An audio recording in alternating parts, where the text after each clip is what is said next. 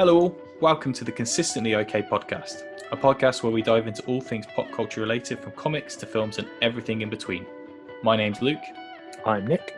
Join us every week for a podcast that doesn't set its bar too high or too low, but rather keeps it at a consistently OK level for your enjoyment. Wow. Owen Wilson. And we're joined live by Owen Wilson. Wow. Wow. Hey everyone, thanks for joining us on another Consistently OK podcast, our penultimate episode before we have a small break before season 2. This week we're talking finally about the Justice League Snyder Cut, and I am joined as always by Nick, and we also have our regular guest and most excellent human being, Harry Hughes, with us.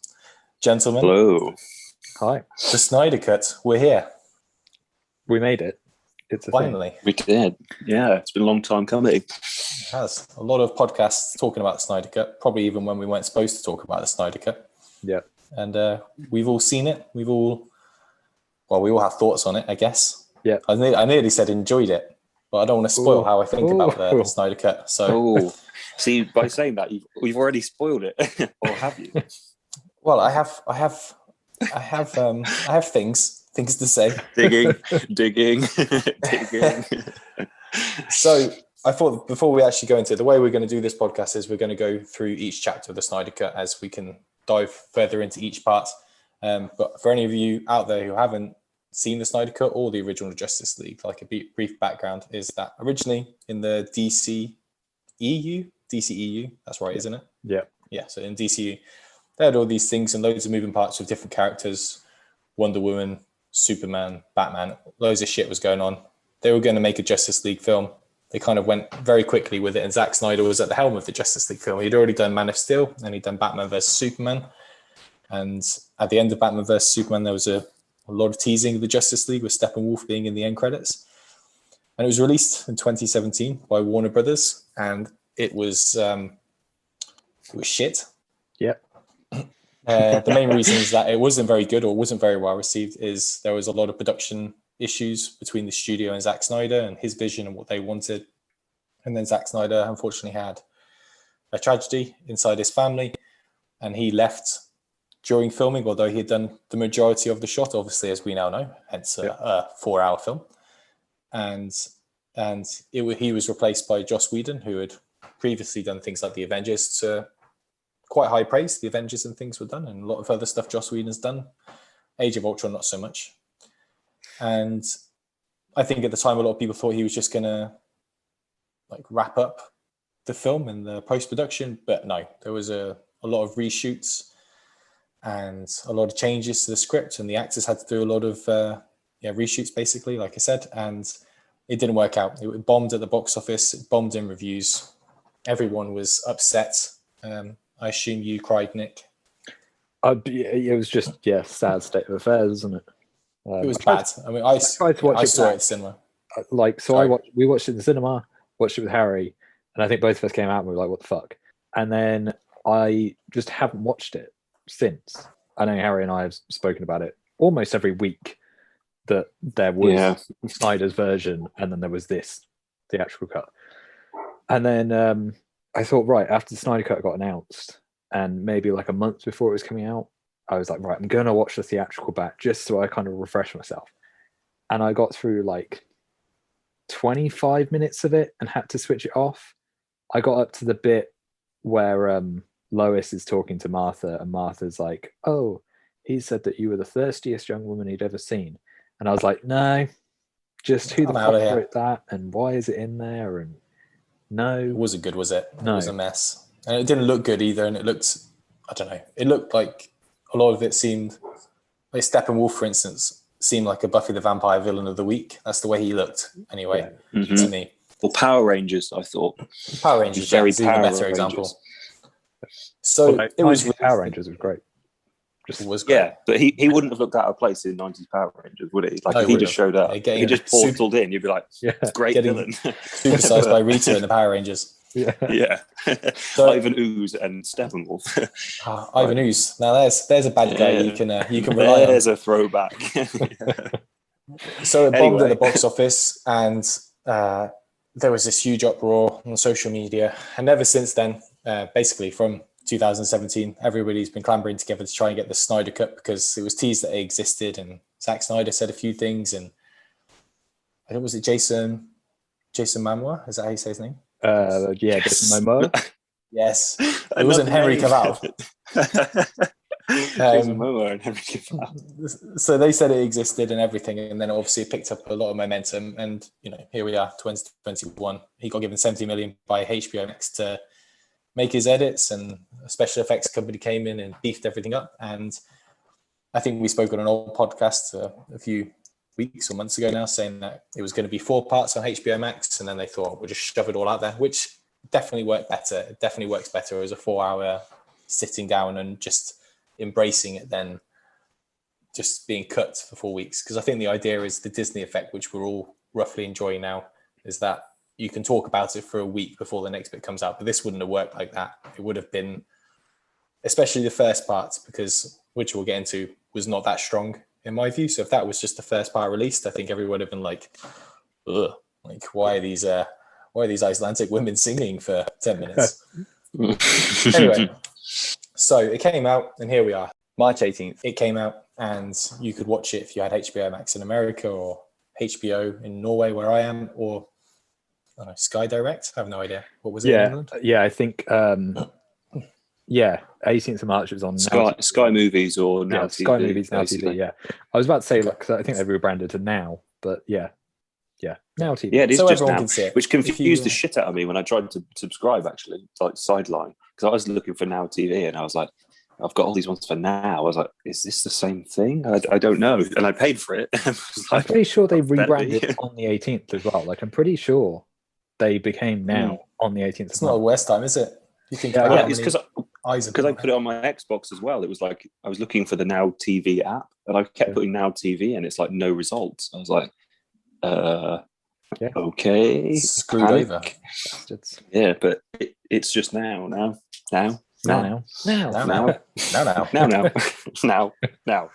of that. All right. So we've all sat down. We've all watched it. That's happened. So we'll dive into the first chapter, which was called "Don't Count on It, Batman." So who wants to talk about it first? Nick, do you want to jump on? Yeah, I'm happy to do it. So the first thing I want to talk about with it is, if I just find my notes, is immediately the opening of it just makes way more sense. Like the opening, focusing on the death of Superman and how that awakens the mother boxes, and it's like the cry heard throughout the universe, really.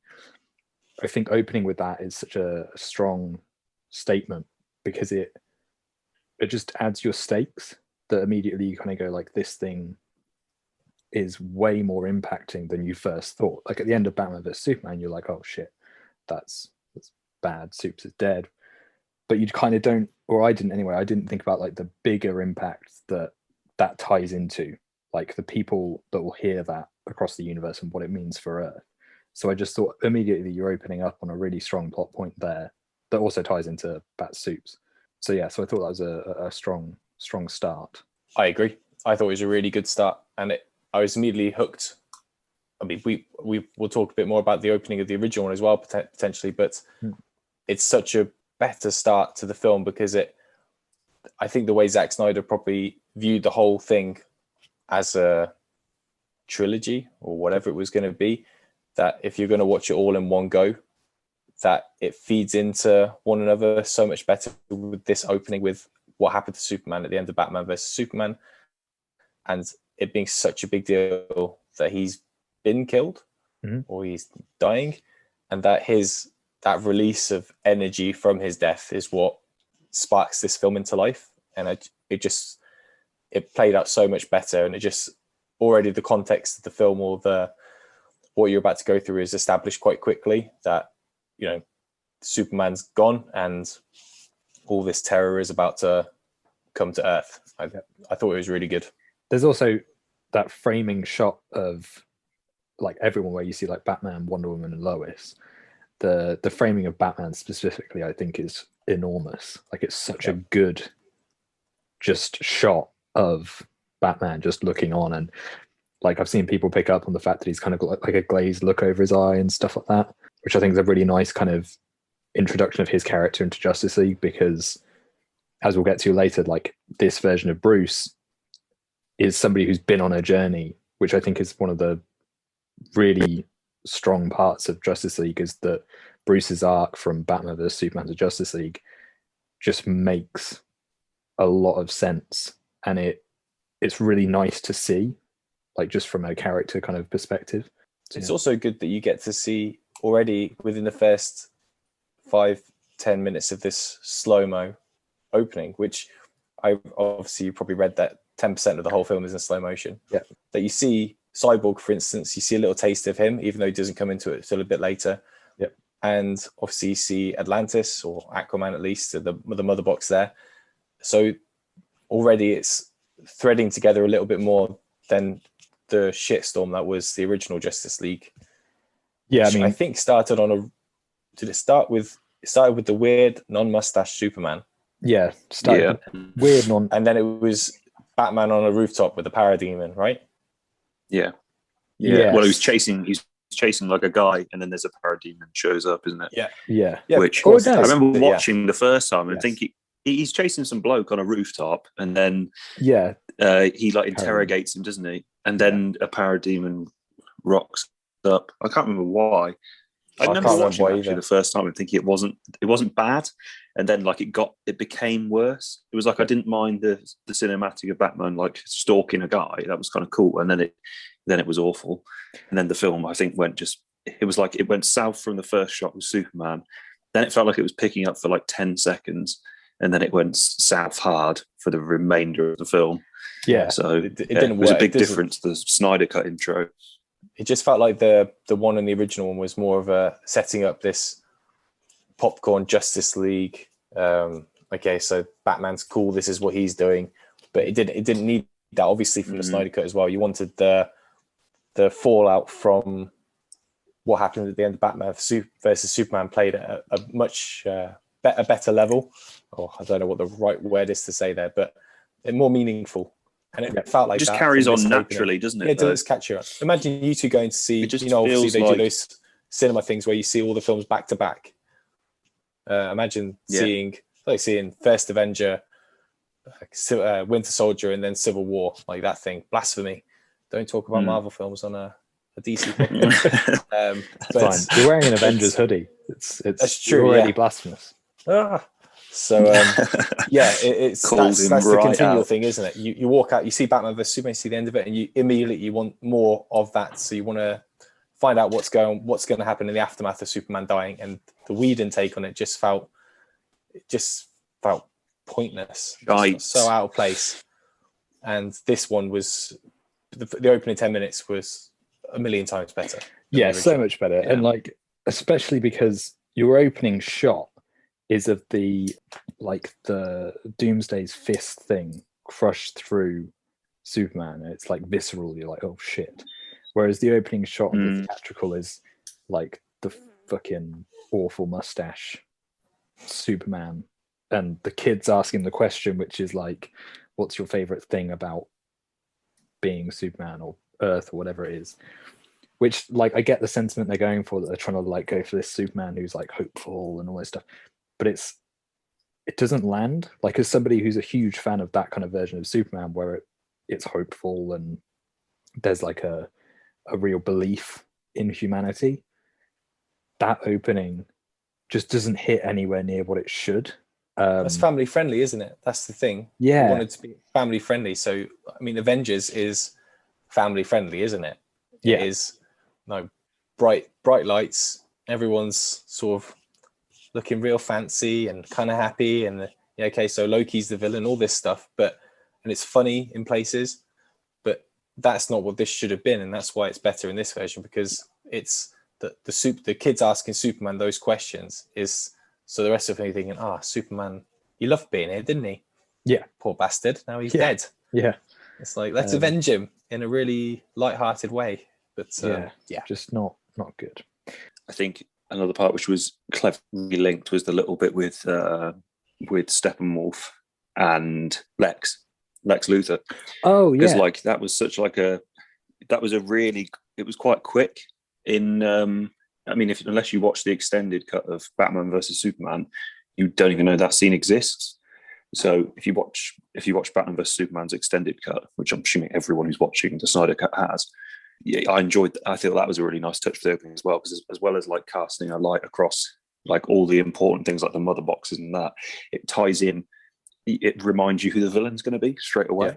So I thought that was a really nice touch, and it was cool how it's essentially everything was essentially the same shot from a different angle, which I thought was very much similar to how he opened Batman versus Superman with the buildings collapsing. It's the same sequence from Man of Steel, but from a different perspective, and it's kind of the same thing in the opening of this, but just with like smaller, more compact shots. Like you'd seen it all before, so like Superman getting impaled, or like Batman stood watching, and Lex Luthor's thing with Steppenwolf were all like clips you'd seen, but it was just sort of it was just a really tasteful like continuation of what you'd already seen. It was like the perfect way to remind you where you left off without boring you with too much detail. Yeah. So yeah, I thought it was really good. I loved the whole sequence. Nice. Yes, the next bit I kind of pointed out was again something that was more just my curiosity as to like, I feel like a lot of this is going to be me saying like I don't understand why they removed this from the theatrical cut. But when they introduce Arthur, that scene plays out, similar to how it does in the theatrical cut, but they randomly removed that Batman like offers to basically like pay him off. That he's like, there's like almost like Aquaman's in it for money, and that's not in the theatrical cut. In the theatrical cut, they cut to like that weird shot of like the drawing of the mother boxes, which looks really shifty. Yeah. But in this one, it's like there's more conversation between him and Arthur, and it almost pitches Arthur as more like the nomad and kind of like mercenary. Yeah, and I thought that was way better introduction than what you get, because in the theatrical cut you get the kind of like, again, it's the lighthearted take that it's like we don't want to lean into it. But you think that's because they're like bribery's bad, yeah, so they don't want to. It felt like somebody in the boardroom had gone like, don't talk about bribery. Like bribes? How dare you? Yeah.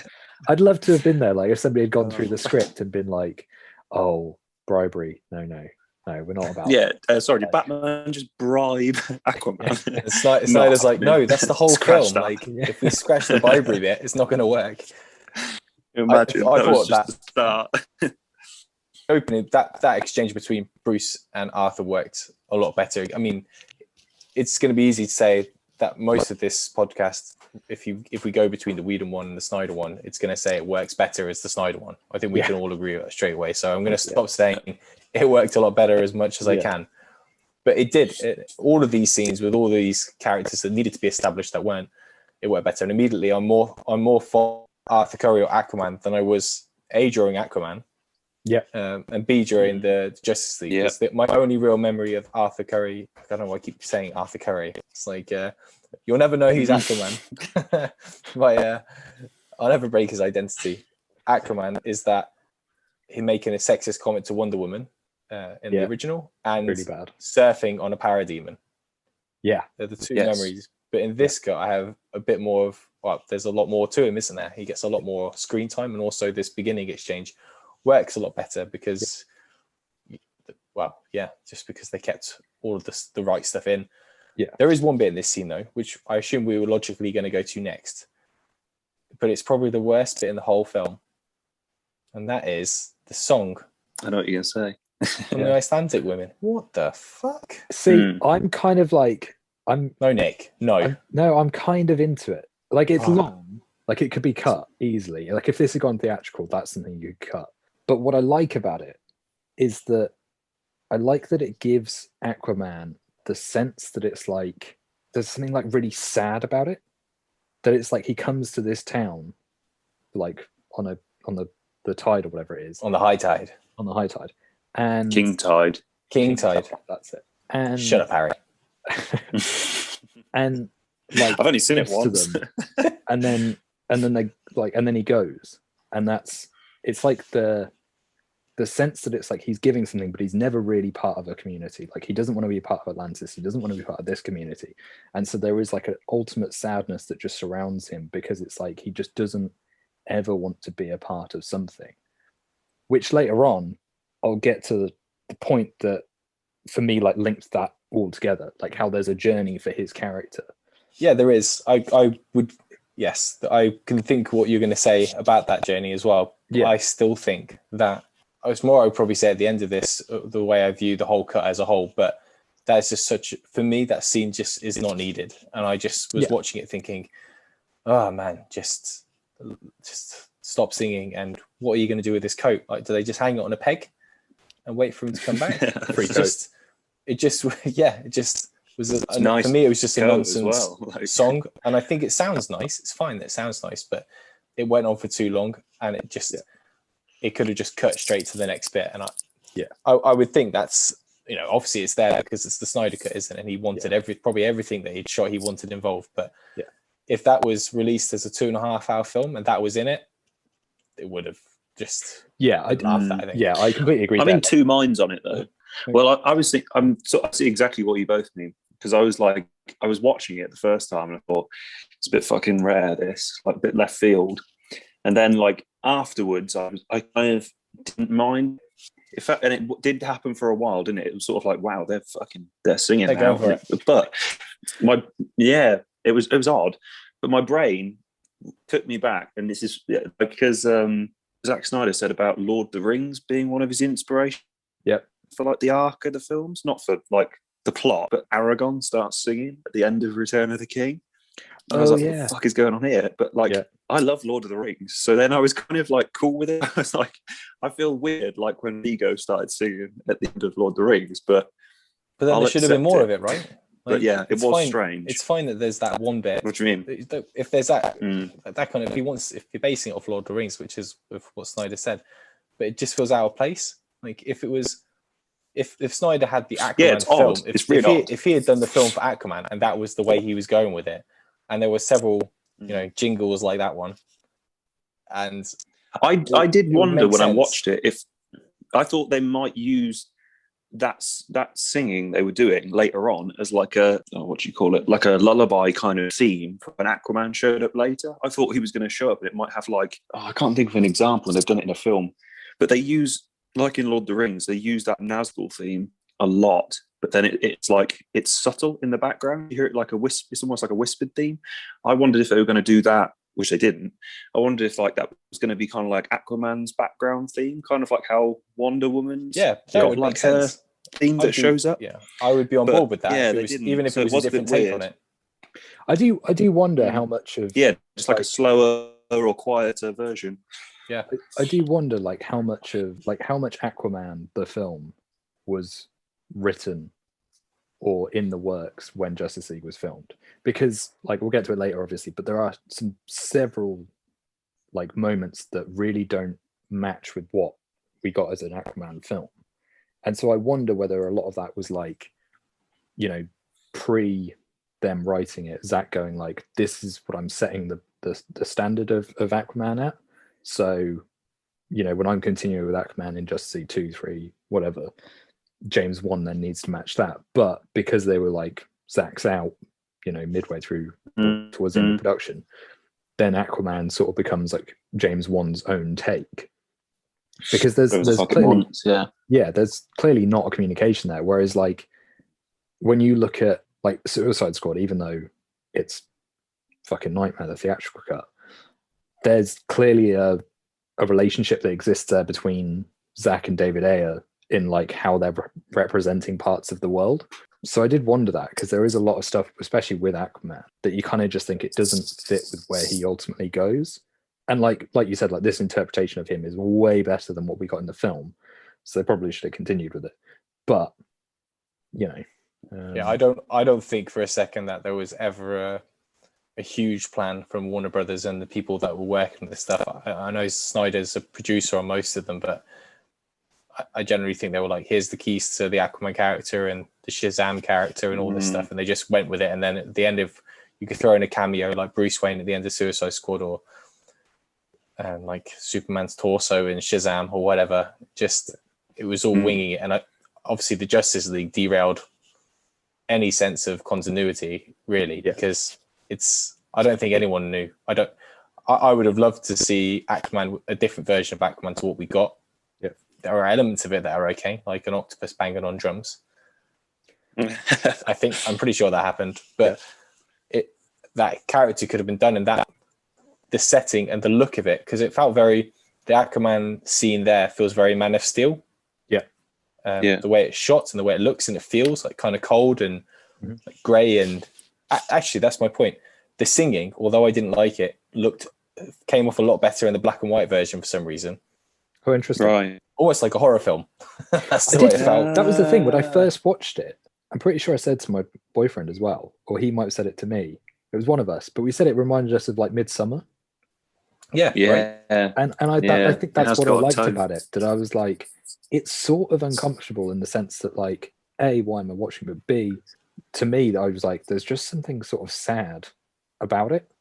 And I don't know what it is, but I quite like I'd like to know what the lyrics were. Like, I'd like to find them in English so I know what they're singing about. That could actually change everything. Like, row, row, row the boat or something. Just something completely ridiculous. Can you imagine? That'd be fucking amazing. Just casually put a children's nursery rhyme in. But no, I feel like if I knew what the context of what they were singing about was, maybe that's an Easter egg in itself. Maybe there's something in there that people need to research. Hey, internet. So the next thing I've got on my list is, and obviously if anybody's got anything that they want to specifically speak about that I'm not speaking about, just jump in. But the stuff with Lois that they kind of show in this first act, like her showing the grief, like visiting the site, and I think it's what's the song that plays? I think it's Nick Cave, the Bad Seeds that plays. Yeah, it is Nick Cave. Yeah, that I think such a, like, A, it's very Snyder, but B, I think that's such a brilliant depiction of grief, that it's like she's going through the same thing, and there's a real sense of loss, and just the way that it's shot, I absolutely love that kind of stuff. I really think it kind of like adds to Lois's character a lot, and especially later on, when we get to the kind of resurrection part, I think it makes that moment way more impactful. Like, it is just, I agree, so well done. Also, there's a cheeky little Zack Snyder cameo in that scene where she leaves the coffee shop. In the coffee shop, is there? Yeah, when she leaves the coffee shop, she like opens the door and Zack's like sat in the window, like just doing something. I was like, shit! No way, didn't clock it. Yeah, it's cool. But there's also another cameo, isn't there? It's from one of the original Superman films. The police officer that Lois hands a cup of coffee to. Oh, is that Jimmy Olsen? Yeah, I think it's Jimmy Olsen from the Superman film. Yeah, or something. It's something like that anyway. Which I just glanced over on Twitter. I saw it and I was like, I love things like that when they recognize someone that was part of some of the bigger films and put them in if they can. It's just nice. Yeah, nice thing.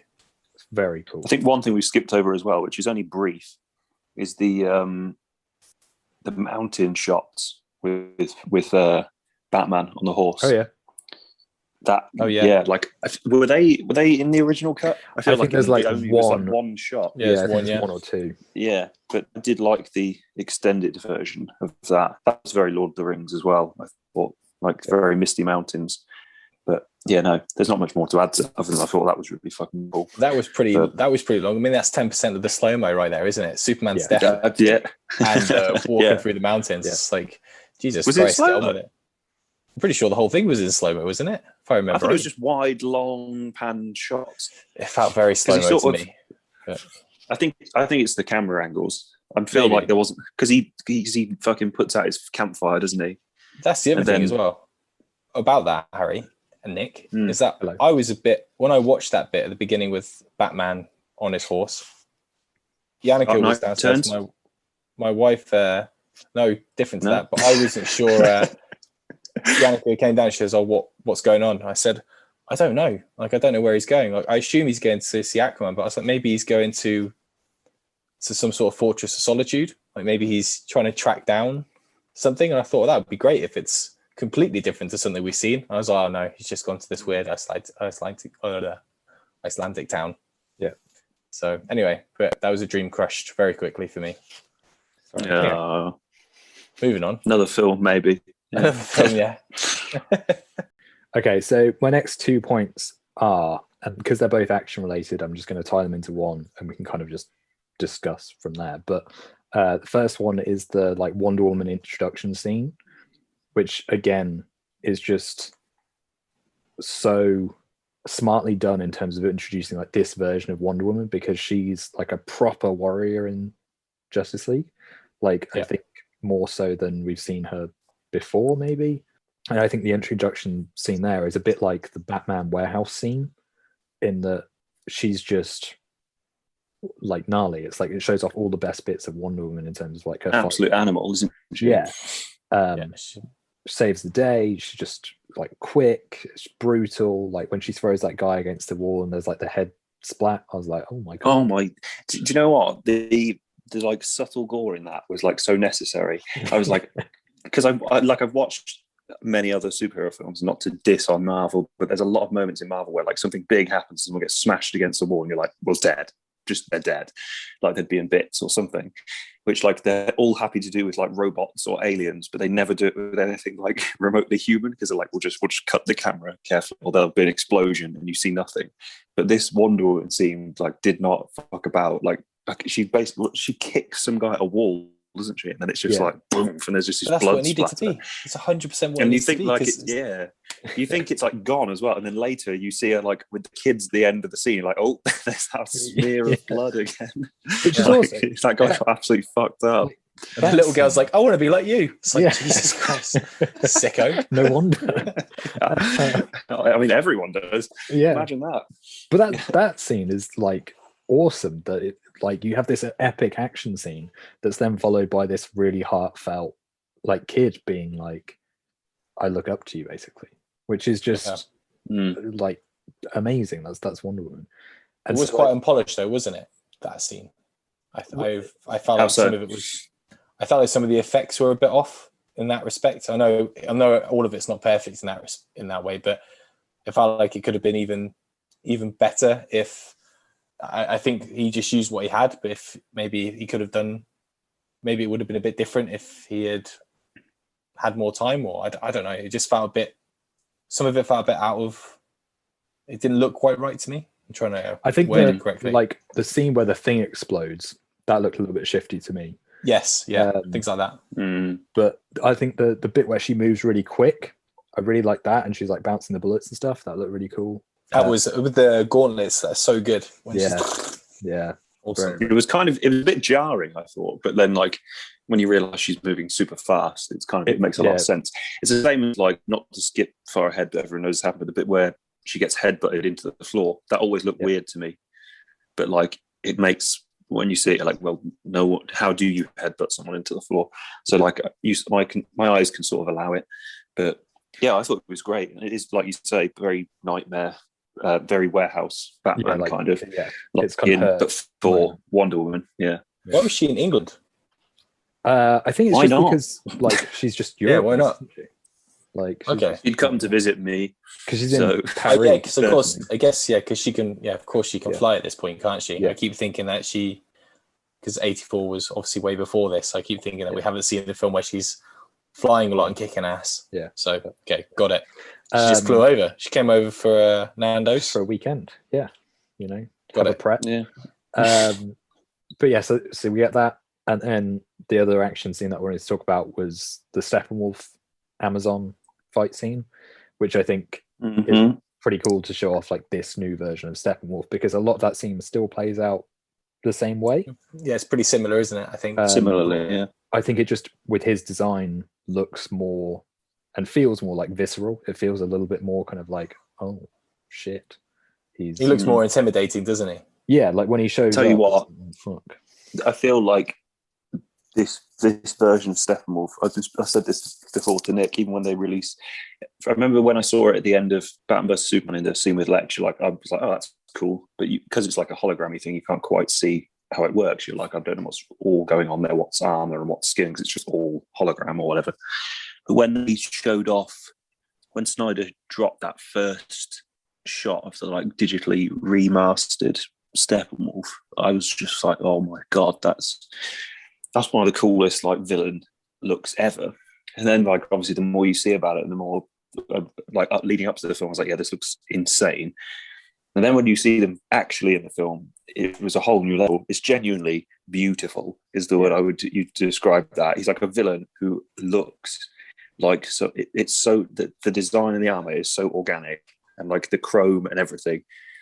Honestly, it's like a 12 out of 10 villain design for me. Like I would rate that as one of the best looking villains in a comic book film ever. Like he looks like immaculate. I can't put into words how much I enjoyed just staring at him when he first shows up, and there's like it's like lit from above by the like beam, like the boom tube thing, and then it's all like gleaming off the armor, and then it just like all the close-up shots as well, where it's just like you just see all the little plates of the armor rippling. I was like, yeah, this is great. I'd hands down say actually Steppenwolf was my favorite thing in the whole of the film. And then like I found out afterwards, I was thinking, because obviously they redid him for the film, I wondered if it was always the case. But Zack Snyder said in I don't know if it was an interview or just like a thread thing I read, but he said that he changed the Steppenwolf to the one that was in the other in the Whedon one because the studio had said you have to. So there was a lot of pictures he released which are from the Snyder cut with the shit Steppenwolf in it.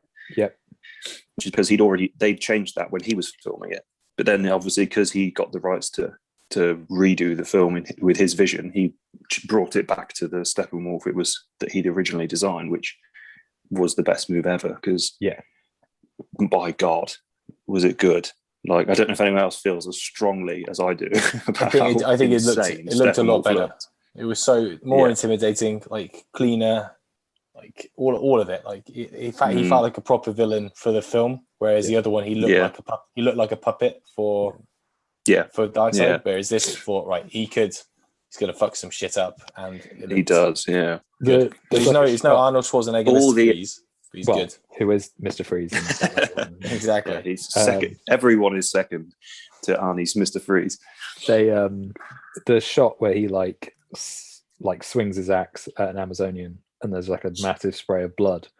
I was like, oh. Every axe swing was amazing. Like when he does the gigantic leap. Yeah. And he's absolutely, it is terrifying. Like you watch it and you're sort of, because the camera angles are low and you're like with the people riding, you're like, they're all fucked. Like there's no way out of this. Like you're there like one of them just watching this like silhouette in the sky just leap up like some sort of fucking living missile coming down at you with like some lightning axe, and then when it hits the ground everyone's dead. You're like, how do you escape this? And this is like you say, Luke, he's not even the big bad. This is like a lackey to Darkseid. So you're like, if this is what you're getting, and this is like the C team, because he's doing it by like default, isn't he? As you find out later, he's basically in debt to the big bad. Fix things. So he's not even doing like a proper job. This is him like having to make up for something he's done, right? So you're like, if this is like not even C-list, this is like a slave essentially to the big bad. You're like, what level is above this? It was insane. So good. What I liked about the way he looked as well, and how the whole scene played out to the original, is that it's a bunch of Amazonians, and at not one point did he ever look like he was in trouble. Like when they start battering with arrows, it's just like, nice, cool. Nothing. Right, I'm just gonna smack you around a little bit more. Yeah, and then I'm just gonna fuck off. Yeah, it's like even the end charge bit where he's stood with the mother box and he's about to like teleport out of there, and they've got all the Amazonians riding at him on horseback. You're like, I don't even know what they'll do if they get there. Like I've just watched him like murder everyone. Yeah, they just show up. They're going to shoot arrows at him. Was what they were drawing for, wasn't it? It's like, well, they didn't work, so that's not going to happen. And it's like clearly when you combat him, you can slow him down at best. Like they get all those ones where they've got like ropes on him and they're trying to pull him, and he ends up just picking him up and hurling him about the place. And you're like, yeah, I don't really know what tools you have to defeat him. Like Wonder Woman's the only like Amazonian with any clout, as it were, and you're sort of like, I'd have paid to watch that happen, like him not teleport out, just kill them all, because I can only assume that's what would have happened, right? There was a bit when he's done. No other alternative. There's a bit when he's done and he disappears, and then all the other Amazonians on the horses keep charging still. It's like, where are they going? It's like, just can't slow down. Too much momentum. was like, oh shit, like we're just gonna go past it. Just so funny. Anyway, but that's a very good scene. What did you do? You have more on that, Nick? No, that was that. So I was actually just going to say, if we're ready, we can move on to part 2. I will add as well, just briefly, that scene as well, and it did in the original, but even more so in this with like the extended stuff with all the show me your fear stuff, where they're not afraid of him. Huge girl power scene, isn't it? Like there's a lot of, I mean, obviously with the mystery being all women, it's going to be, but like you get a big don't fuck with the ladies kind of vibe on this one. So I was well into that. That was good. Yeah, it's very good. Yeah. Okay. Well, part 2 then, which is called The Age of Heroes. I only have 2 notes about this, so I'm going to say them in the same sentence because they're linked. So the first one is the backstory of seeing the big battle and it kicking off with Uaxis. Uaxis? Mm-hmm. I think it's Uzas, because it's X is a Z, pronounced in a word. I'm sure it is. It's UZ. It would read UZAS. So Uzas. I'm sure. I'm going to say Darkseid Junior. As the person who gets a lot of things right when he says names, like Henry Cavill. I always had it as the way Nick said it. Uaxis. Yeah. See, I'm partial to either, but it's just I read it as Uaxis the first time, and then my brain kicked in wrongly or rightly, and has decided an X is a Z. I can't think of an example of this, but we'll go for Darkseid Junior. Call it what you want, because Baby Darkseid is a separate character. Okay, DJ. So DJ. So the first thing that just stuck out was like that scene, even though it's in the theatrical cut. I think this version of it with the different score and the few changes that they kind of did, it feels way more like Lord of the Rings. Like it feels like that opening fight in Lord of the Rings where they're against Sauron and you're like, oh fuck. Which I think adds to just how epic the scene is. But then you end it with Darkseid getting like shanked with the axe, which I was just so brutal and way better than, again, the theatrical cut. But in terms of like why Darkseid has to back out of this fight is like, yeah, right, bit of a pussy, right? The fuck. I mean, get back in there. Yeah, it's a pretty big shank. Cut in half. Yeah, so totally sound. He was fine. He was fighting to get back out. I thought he was like, let me have him, but they were like, no, chill, man. Like we can come back. He would have probably died, though. You can only assume, because that was pretty savage. That hit was. I found on the wound note as well. Whilst we're there, I saw a post on Instagram. Someone noticed that Darkseid still has that gouge in his armor at the end of the film when you see him. So it's like he's kept that as a reminder of his only defeat, which I thought was a cool touch. That he's like, and it's obviously not a CGI blunder because he's wearing completely different attire other than like the neck and head thing, isn't he? He's basically shirtless when he shows up earlier. Then he decided, he won't be making that mistake again, will he? Yeah. Yeah, but he's kept the little gash. I was like, that's fun. I do like little nods to like lineage and things, so I enjoyed that. But anyway, carry on. What were you saying? They were pretty much the only pussy. two comments I had. Was just, that's it came across completely like I just called you a pussy. My bad. What were you saying? Pussy. But no. Yeah, they were pretty much the only comments about that second part. Is that I just thought all of that played out way more just interesting and more epic, like seeing the Green Lantern head cut off and seeing Darkseid kind of reach for the ring and that kind of thing. I was like, cool.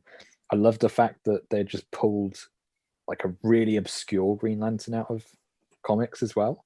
Like I saw an interview with Zack where they basically said they looked through like pages and pages of Green Lantern and just saw this one like duck kind of character, and they were like, that's him. I'll do. I love that. It's just random, but yeah, that whole scene. I do enjoy when people pull in like B-list stuff. Like I think it was I don't want to jump off topic, but it is like what I think makes a lot of things successful. Like Mandalorian having all the like B-list aliens and backseat characters. It's fun when they put something in that's unexpected, because it'd be all too easy to just do some like humanoid alien Green Lantern or a character everyone knows. But I think it's more fun when you put something in that's just completely out of nowhere, just straight from the archives. It makes things a bit more interesting. Yeah. Have you got any comments on part 2 besides that? Anybody? No, I just thought it was. I actually think part 1 and part 2 were the weakest parts of the film. Actually, although I thought they were fine, like what they did, and I enjoyed several parts of it. But I much preferred what came after those 2 parts, and I think it's because the Steppenwolf Amazon scene was quite a big part of the theatrical cut, because I think it only clocked in at about 2 hours something, didn't it? And that scene was actually pretty long going. I think that's something that the studio probably thought, this is great. It's Wonder Woman's super popular and the Amazonians are popular. Like, let's keep that bit in there. And I think what came next, there was a lot more additional stuff. So those 2 bits, I think I actually messaged one, you probably, Nick. I thought that was, it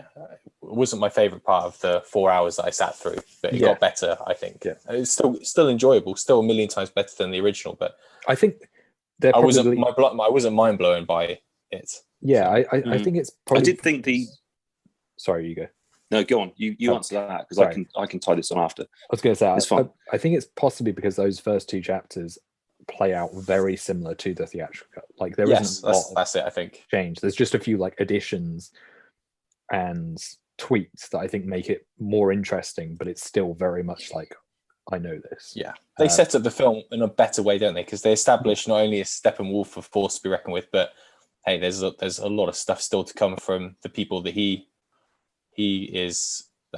works for, and also you get a better sense of people like Aquaman and obviously Lois and things like that, and how she's dealing with everything. And obviously the opening thing we said with Superman's death making these mother boxes react. So there's a lot there that works, and it makes the whole film a better experience. But it's definitely the weaker 2 parts for me out of the whole thing.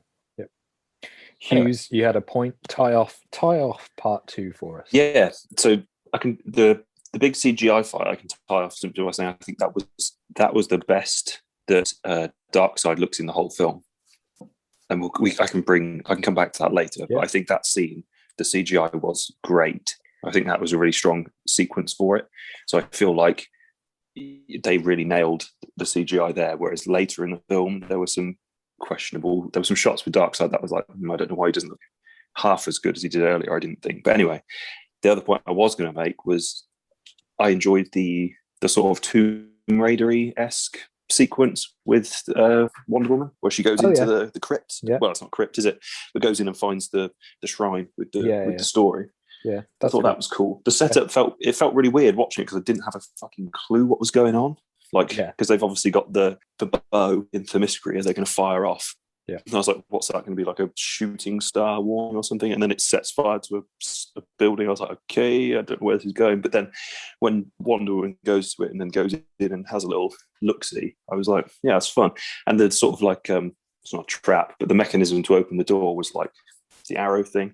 It did remind me of like Tomb Raider. I thought that was fun. Like it was different, like a different sort of Amazonian thing to what you'd seen before. Like, because a lot of, other than I suppose the traps on the tomb at the beginning with the temple with Steppenwolf, but I always enjoy those kind of sequences where there's like mystery and like the unlocking of things. So I thought that was a cool sequence to like start off the Darkseid story. Excellent. Cool. Well, moving into part 3 then, which is called Beloved Mother, Beloved Son. The first thing I want to talk about is probably my second favorite scene in the whole thing, which is the Barry and Iris scene. I absolutely loved it. The music choice, the representation of like a seeing somebody and just being in love, that it's just like they can't stop taking their eyes off each other, and like the way as well, like obviously I've seen it a million times in like visual rendered footage where he like turns and goes through the glass and stuff, but I thought it looked really cool when he like his shoes disappear. I love the fact that he moves Iris really slowly as well. Like if the Flash was running really quickly with somebody, they would die. They just move too quick. So I like that he's really gentle with her. And yeah, I absolutely just loved how that played out. It was just really, really nice. I liked it as well. I thought it was really well done as well. I think the one thing that scene made me wish for, that part of the film, is that we just had a solo Flash film before Justice League. Yeah. And that was what we got. I wish we had more of that before we saw Flash in Justice League. And that's obviously a big thing generally, is they jumped so quickly into Justice League after Batman vs Superman, where they could have gone several different routes of it. Like they could have done a Trinity film, or they could have done a Flash film and a Cyborg film before the Justice League, obviously the way the Marvel did things, but they didn't. And that's how much I liked this part of the film, and the way he did it, everything, like you said, the way he had kind of maneuvered Iris so she was safe, and there was humor in there when he took the hot dog or the sausage. Yeah. So he had an alibi as to where he had been when all that was happening, because I didn't see anything because I was with all these dogs. Yeah. Very clever. The music was great, and I just wish that we had known Barry Allen and a Flash film before he was in Justice League, because I could sit through a lot more of that. And now, yes, we could get that, but that first meeting of him and Iris is done now, isn't it? In a way, obviously they're probably going to go a different route because they're making a Flash film that's likely not connected in that way to this version. Am I right in thinking that the Joss Whedon version is canon in this? Yeah, according to Warner Brothers, that is.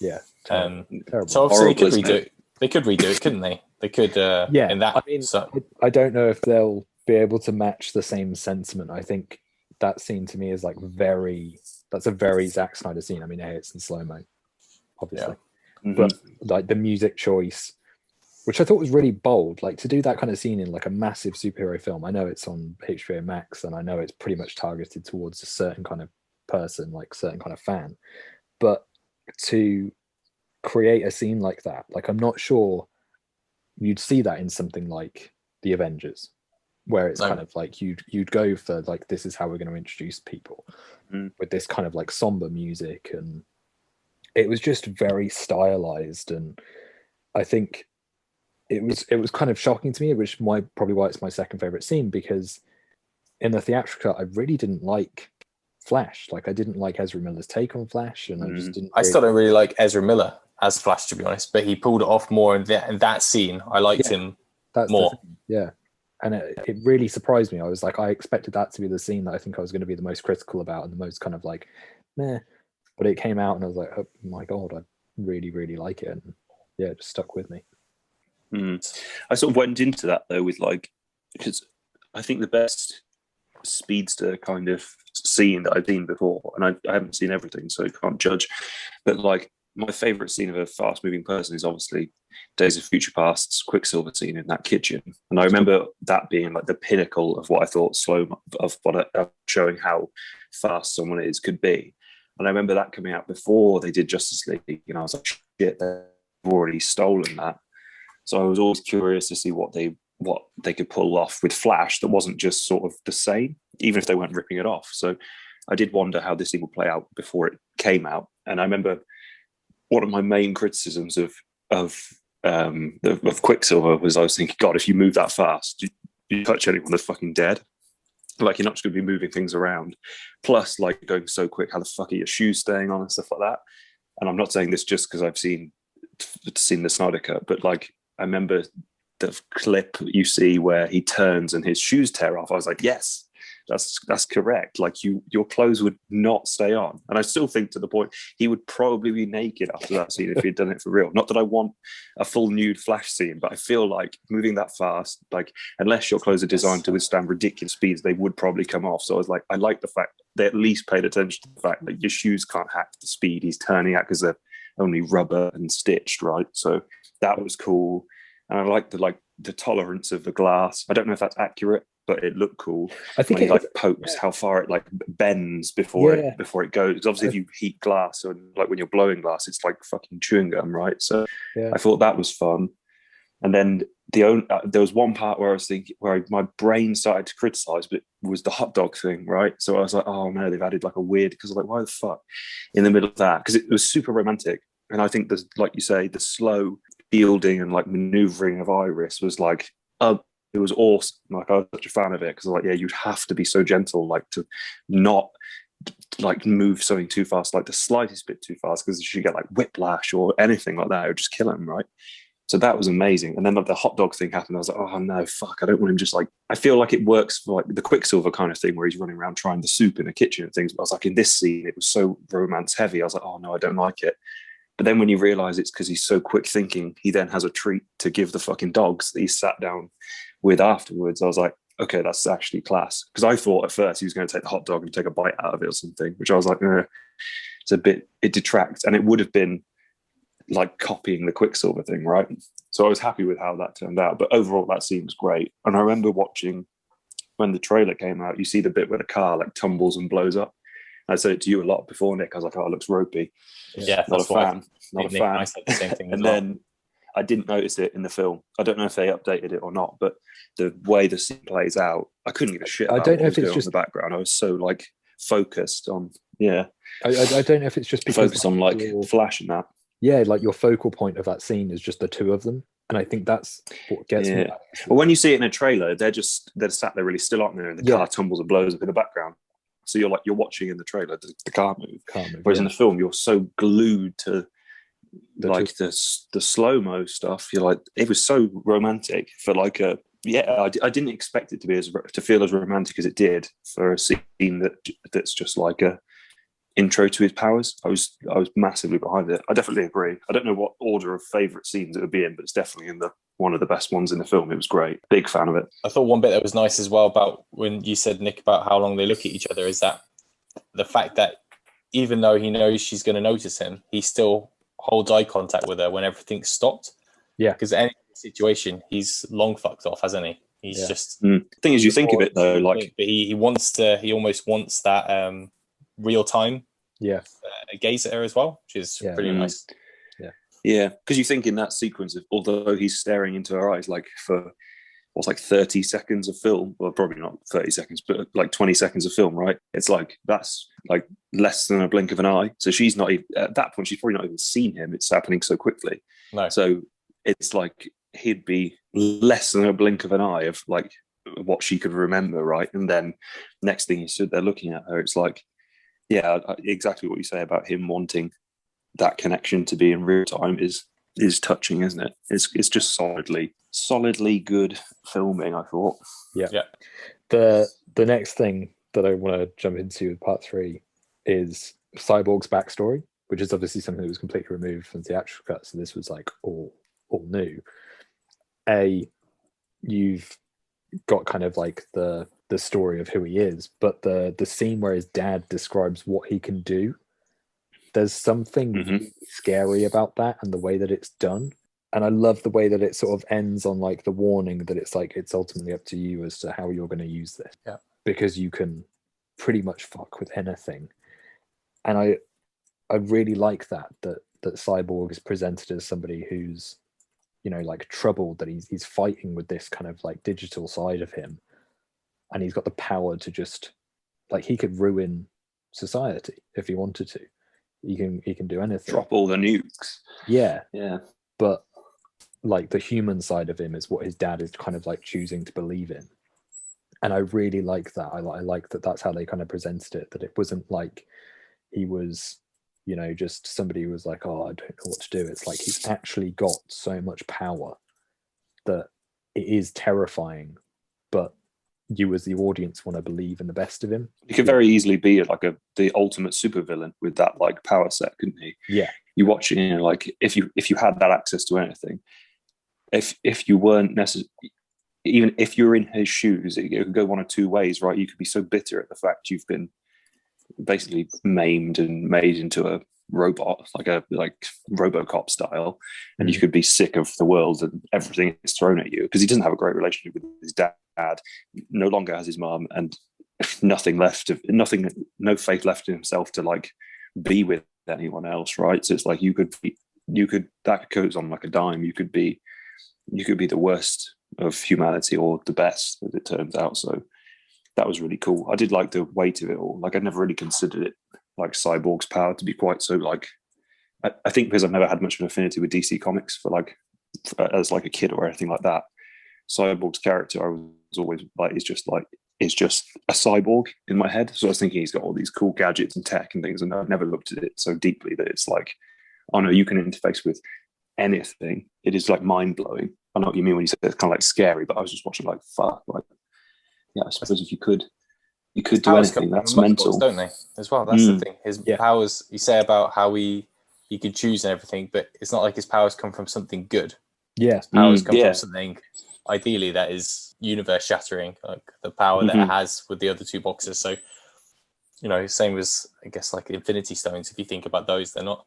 Some of them aren't necessarily for good, and he could easily be. I mean, again, it's the same thing as the Flash. But I really enjoyed the backstory. It was definitely one of the best bits of the film. But that could have been a whole film.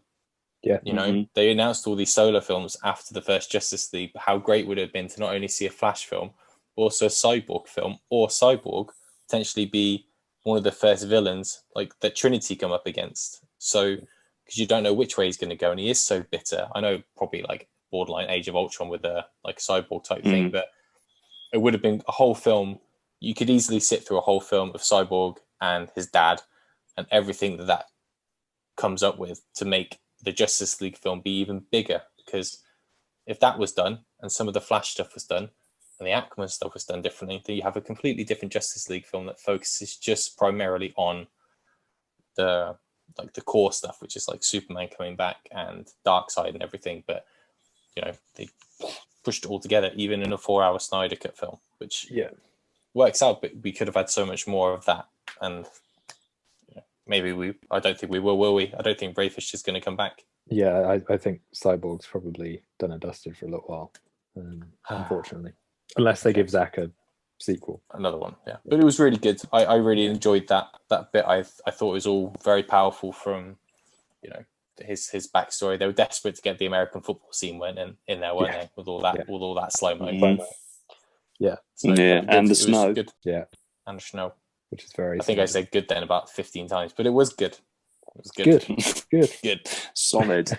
So one of the other things I really wanted to talk about was Steppenwolf attacking Atlantis, because in the theatrical, again, trying not to compare to these too much because they are very different films, but I'm pretty sure in the original it's quite quick, like it sort of just happens. It's brief, yeah. But in this, there's like way more insight into it. And it's also, again, way more brutal. Like Mira, like basically sucking stuff out of him and like trying to kill Steppenwolf. I was like, fuck me. Mira is like a badass. Like that was a really cool way to introduce her. But also that fight scene just makes it feel like the stakes are even higher. Like when he does get the mother box, you're like, fuck. Whereas in the theatrical, it was sort of like, cool, he's got another whatever one. Yeah. It's kind of like a walk in, walk out job, isn't it? It's like picking up the keys to his own car. Whereas in this one, it's huge. But no, I felt that it was again like this is what the film did so well in making a villain who's a genuine threat. So you've had him like show up and he's threatening, and you see all the stuff in the first sequence. It's like a lot of films will do that, and then they'll skip to an end fight, but it doesn't always have enough build up for the villain to be really terrifying. So I thought this did really well in that respect, because it basically just gave you another reason of why he's an absolute animal. Like he's not to be messed with. So I think it starts, isn't it, with him dragging the guys out of the sea, like the Parademons pulling out those. The introduction is Atlanteans, like him pulling them out and sort of trying to find. So straight off, awesome. Like that gives you like it shows that he's in charge because he's not doing that by himself, which I like. So there's definitely like a minion and like leader relationship there. So it's cool that like you get these Parademons like dragging these Atlanteans out like at his feet, which is great. And the CGI looked amazing in that scene as well, because it's kind of like a dimly lit sort of like a beach. I don't know. It almost looks like a Scottish beach kind of vibe. Not that I want to shit on Scotland, but like it has that like that dull sort of light, right? Which I think like that's where CGI would suffer for things like the chrome armor. Like you have to get that really right. So they did, and that looked great. But that was awesome. So it's like him with the interrogation of the Atlantean, where he has that like spider thing that's made from his armor, like another cool thing that basically reads the Atlantean's mind. So he's always like able to extract information, which is great, because it's later said, I read like a bio for the character, and it's like it says basically that Steppenwolf is an assassin, which I was like, that's a really cool angle on him, that because he comes across as quite like warrior like, but but he's basically an assassin of dark side. So he will do the like he'll go in and get information and kill people who are in the way. So it's like, but on a planetary scale. So that's a really cool like nod to that. I thought that he has like a means to interrogate, which is referenced again later in the film. But then the actual meat of when he gets to Atlantis was, like I said, another like demo of why of him being a threat. So like the moment he shows up is a very horror intro, isn't it? He sort of comes like like looks over the edge and then he like a well kind of thing. Yeah. So you get that like the only way I can liken it into it is it's kind of like, it's not at all like it, but it made me think a lot of like Jaws. Like I know it's underwater, so that's an obvious link, but like he is like a shark in that scene. He's just like tearing about. He looked really natural in any environment, but so it makes him more terrifying. It's like the fact he's underwater doesn't seem to like slow him down. The fact when he's fighting on, he's like the same in whatever environment he's fighting in, so it makes him more scary. Whereas like I've always maintained that if I was in water and a shark came at me, I'd probably just like hope that's all I've got, because you're no more out of your depth in water than you are when you're attacked by a fucking animal that belongs there, right? Yeah. But then that's what that scene did for Steppenwolf. It almost makes him look like he can fuck you up wherever. It doesn't matter. Yeah. And then there's all like that scene was quite gore, not gore heavy, but there's a fair bit of gore in there where it's like he literally chops a guy in half, right? And that's cool. And there was like blood in the water kind of stuff. So I feel like it was great for making him look a threat. And then again, everyone he fights, he just smashes aside, nails Aquaman through a pillar, like ramming him through. The only sort of like things, like again, he's never really stopped. He's just stalled. Like, so he was stalled in Themyscira with the ropes when they pull him down, but it doesn't work. And then Mira doing what do they call it? It's like necromancy, but with water. Yeah, it's like hydromancy or something. I don't know. Yeah. But she does all that stuff underwater, where like she makes like a bubble, so he falls, and then like is using it to like drag the water. She like tries to get him out of the water by making a bubble around him. Then he's got up against the wall, but then she uses it to try and pull his blood out, which is cool. Yeah. So it was fun, but you never felt like it was going to work at any point.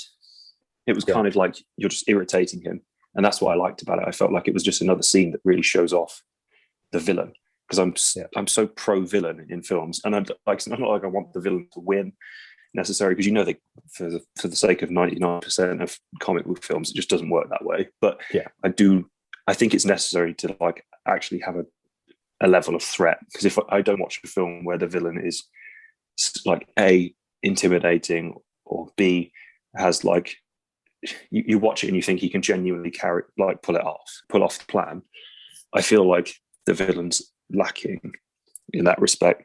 Whereas Steppenwolf keeps proving throughout the film and all the scenes that he is like he's definitely capable of doing what he set out to do. So that you're going to have to do something big to overcome it. Yeah. So it's a really strong villain. It's also just the way that it's like they present him as a villain who's almost like they present it as like he is unstoppable on land and he's unstoppable in the sea. Like this guy is just overall unstoppable. And I think it adds to, which we'll talk about later when we get into the kind of later arcs, but it adds to the sense that like without Superman, the world really is at peril, and somebody like Steppenwolf can just attack anywhere, anytime, and can defeat these like beings who are considered to be, strong or some form of gods or whatever. And I think that really kind of lends itself to the narrative that you need to create a villain who is ultimately a challenge for 6 people who are pretty godlike. And I think having the Atlantean scene just really backs it up for Steppenwolf, that you'd be like, fuck yeah. As well as on Steppenwolf as well, I can't remember what scene. I can't remember if he says it near the Atlantis scene when he does the interrogation office. I think it's actually in the scene at Themyscira at the beginning. But when he says, I thought it was a really good quote when he says about there being no protectors. Originally, I think that was in one of the early trailers for the film, but it never ended up. I don't think it ended up in the theatrical cut. I don't think so. But he says about he says that everyone's too divided and busy fighting one another. Basically, that the world will end if it's attacked. And I did think that's quite a real reflection on on the world as it is, isn't it? Yeah. It's like a bit too true. Yeah. When you hear it, you're like, damn, he's right. Because I mean, obviously, there's in this world, unfortunately, we don't have the Flash and Batman, and although someone definitely should be Batman by now, because there's however many fucking billionaires out there. But that aside, there is no great protector of Earth. And in the event that something came along that none of us can beat individually, that quote is so like right. Strong. It's damn. I did sort of sit there and was like, that's depressing because it's true. Like everyone is just too busy fighting one another to be worried about coming together and saving everyone. So although it's a very it's made for the film, like the quote, because obviously that's what happens in the end. It is very damning of reality. But no, I thought it's good. They've got a villain who's kind of poetic in that way. And I think with that, it's probably a good chance to end part 3 and go into part 4. Part 4 then, Change Machine. The first thing, actually I'm going to talk about both these because they're linked together. So the first thing is, obviously this is the one where you kind of see the team teaming up for the first time. And I like the fight scene. It plays out really similar to the theatrical. But I think in this one, you get more of a sense of just how scrappy the fight is. Nothing goes to plan. It's all a bit hit and miss. They're sort of just finding their way. There's something nice about that because it pays off later on down the road. And I think that's a nice story point to put into one of these kind of big superhero films. Is the first outing, it just goes wrong. And linked to that as well, you get that really cool Flash scene where he saves all those people with the building crumbling, which, again, why anybody would remove that, it's just a cool visual. It shows off the Flash's powers, and I feel like that in any film should just be there because it's a cool. That's what you want from a superhero film. I think is you want to see these people use their powers, and him just stopping all these building kind of bits falling is just awesome. Is that when they're going up the stairs? I can't. Yeah. It's after that, isn't it? I did like you make a point. You say it's like an imperfect thing, though. They still don't quite get it right. And even with the rubble falling, it's the same with Flash, isn't it? Because he saves as much as he can, but then Cyborg shows up and blows away the last piece he hadn't caught. So it does highlight the fact that they're still not in sync with one another. Yeah. And it's Cyborg attacks first, and then Wonder Woman attacks, and it's all just nothing goes right. No plan. You feel like they're together as only to the point where literally they're stood on the bridge where you're thinking, oh, Batman's going to now step in and be like, here's how we're going to play it, but it's already fucked. So I did enjoy that as well. It's fun. And again, back onto Steppenwolf in this scene when he first sees Wonder Woman. They're I remember that before the film came out, they were saying that his armor reacts to his emotions, ripples and things. And that when he sees Wonder Woman and senses she's Omega Amazonian, he has the big armor ripple thing goes off. I was like, visual madness, loved it. That's cool. They just kept delivering. Yeah, because he doesn't. He's not scared of anyone, is he? That's the cool thing about Steppenwolf. There's no hesitation, isn't it? He's like, right, okay, I'm gonna fuck you up on this bridge. And then I'll take care of that guy swinging around like a lunatic, and then we'll see where I am. Yeah, he's just continually a threat, which it's a point we said before, but it's what makes him a good villain for the film because there's you can't really see a way for him to lose. And again, this sequence where he fights all the Justice League for the first time, he's still pretty comfortably on top of things. So it's another good outing for the villain as well. Going off of Steppenwolf there as well, this part is the part where he finds the anti-life that he sort of realizes, and I thought that's again my next point is that you get the introduction of Desard and Darkseid and what he's kind of doing, as well as his cool armor change where he just kind of shrinks down because he sees Darkseid, and adding that to it just adds this whole other level that the stakes just get higher that you were like, oh fuck, like Steppenwolf is a badass, but he is ultimately serving somebody else who's like fuck knows how bad he's going to be. I was thinking about the anti-life equation. Yeah. I think even though I've now watched it almost the second time all the way through, but they play it as if he's found the anti-life equation is on Earth, right? Yeah. Steppenwolf. But Darkseid must have known it was there originally, right? Because that's why he was... I saw a thing about this that basically, like, somebody asked it to Zack, and I think Zack replied, and he basically said, yeah, the reason that Darkseid forgot where it was that it was like centuries ago, and his injury was so like extensive that it was just like he blacked out, that he just can't really remember it. I didn't get the impression he was there because of the anti-life thing. I thought he was just there to conquer worlds with the mother boxes. I think and then he fucked up and lost the boxes. I didn't realise I never watched it thinking, how come he didn't realise the first time? Yeah. No, I don't know. Because both times I've watched it, I thought because isn't it when he smashes the hammer? When he lands the first time, isn't that when he smashes the hammer and he says, doesn't he say something about it? Or he... No, it sort of shows him like, I think he, I can't remember what he's doing. He does something and then it cuts to a scene where he like is just walking out about and then he like smashes the ground and he finds it. And then he goes back and says to Desard, I found it. He has like a dream, like a vision, doesn't he? I assumed it was. He has like because he touches the mother box and the mother box shows him.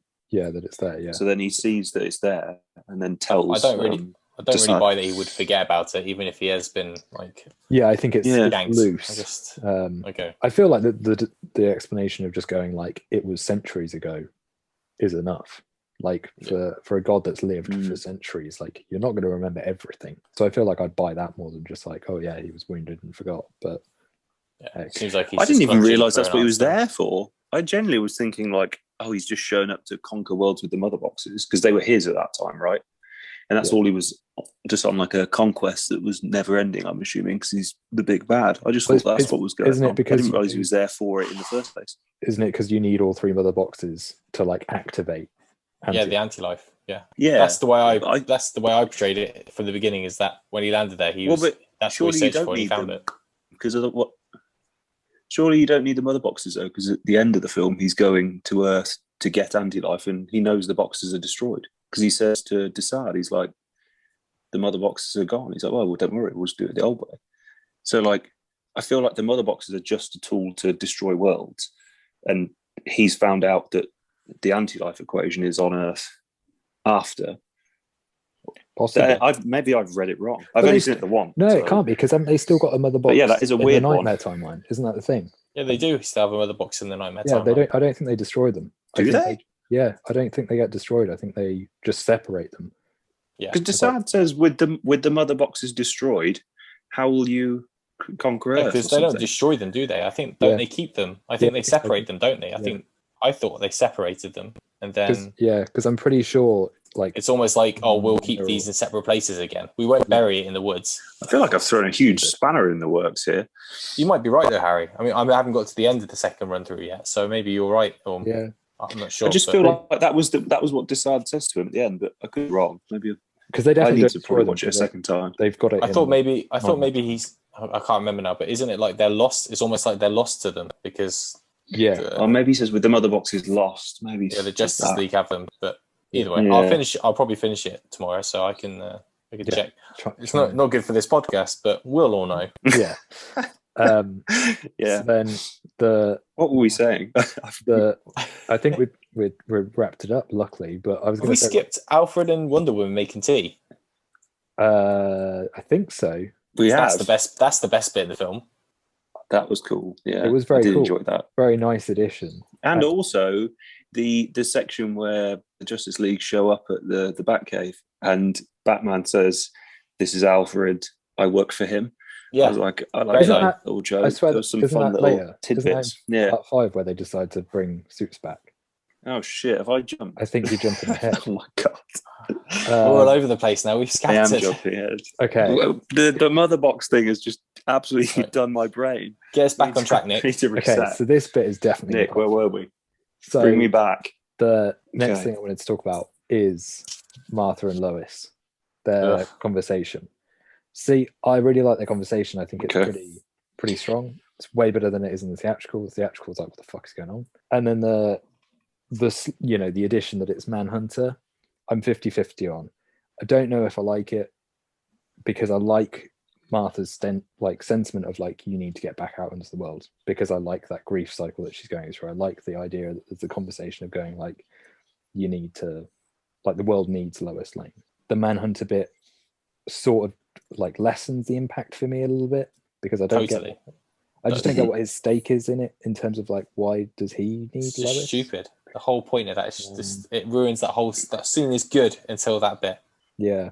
I was kind of like 50-50 again. I was like, I like the fact I like it for essentially just showing off that guy is Martian Manhunter, but it does make the conversation a bit null, doesn't it? You're like, oh, I feel like that would be a better conversation if it was actually Lois and Martha.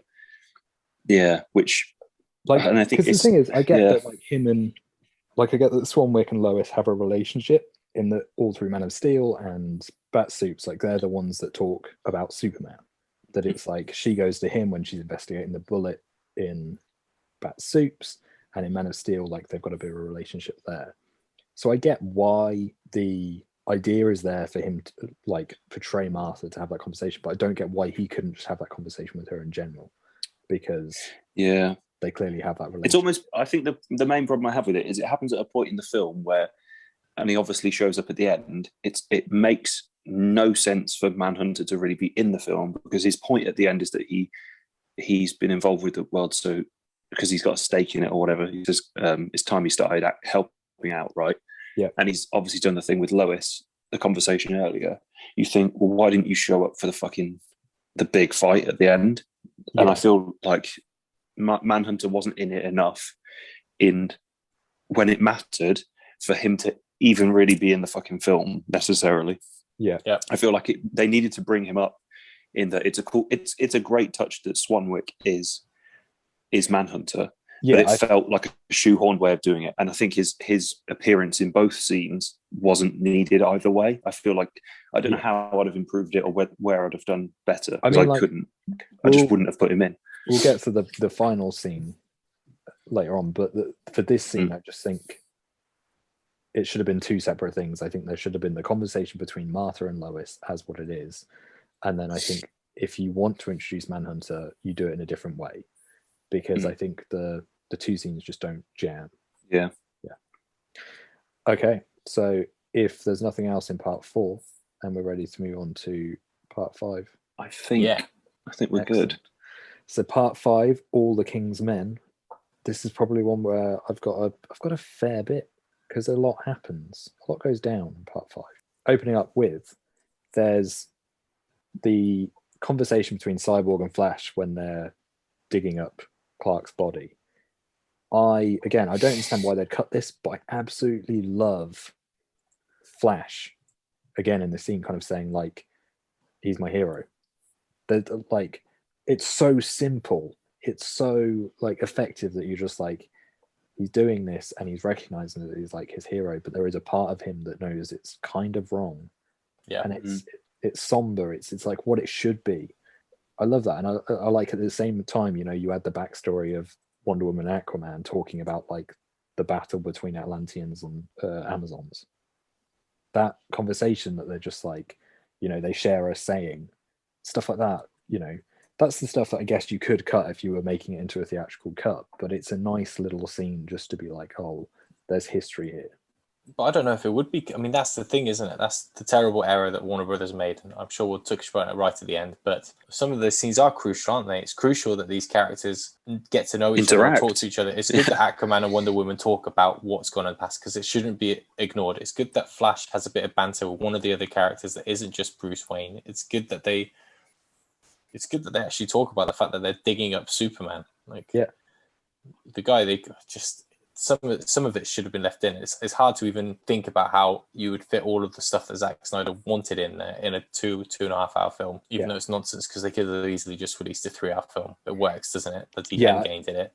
I feel like there is a 3 hour cut of this that they could have made. Definitely. 100% there's a 3 hour cut that Warner Brothers and Zack Snyder could have got on board with, and we all would be happy, and we would have started doing podcasts 2 years earlier. So it would have worked. But that scene it's a big deal. It's a big deal. I think you can't just throw these characters together that have so much history and just expect it to be right. Yeah, we're on a ship. We're going to go and beat Steppenwolf up. Like, it has to be more to it. And that scene, even just, it probably was only 5 minutes, surely, something like that. Nothing to it. A lot gets done. So I love, like, linked to that is Alfred's like pep talk to Bruce, where he sort of says, like, you know, you've got to be ready for what this is going to be. And you've got Batman kind of saying, I'm operating purely on faith. That's the character development that, like, this conversation is like his opposite talk to how he is in Bat Suits, where he's talking about Superman. And he's like, you know, if there is even a 1% chance that this guy's going to mess us up, we have to take it as an absolute. This is the complete opposite of that he's like, I can't operate on that anymore, that I've got to operate on something else. And I love that that's the journey of his character. That's something that was missing in the theatrical, is like, you know, everybody criticizes for how dark Batman is in BVS, but wrongly, just throw that in here. This is why, like, you know, you've had a character who's down in the dumps, and Superman is the reason that he's changed. He's the reason that he's got a little bit more of something, and this scene is that. Also, just sorry, before I forget, I am jumping, sorry, just because it's just talking about Bruce Wayne's journey a little bit, but the fact that they actually mention the nightmare scene from Batman vs Superman, and they actually pinpoints, like, because that was not in the theatrical cut, like, that guy there, I saw him in some sort of vision, and that links those two together as well, because it was like Bruce knows that he has to go through this thing with Superman, because he has to try and avoid that at all costs, and he still thinks Superman is the right way to go about that, but it just, there's so much more riding on it because of these small scenes.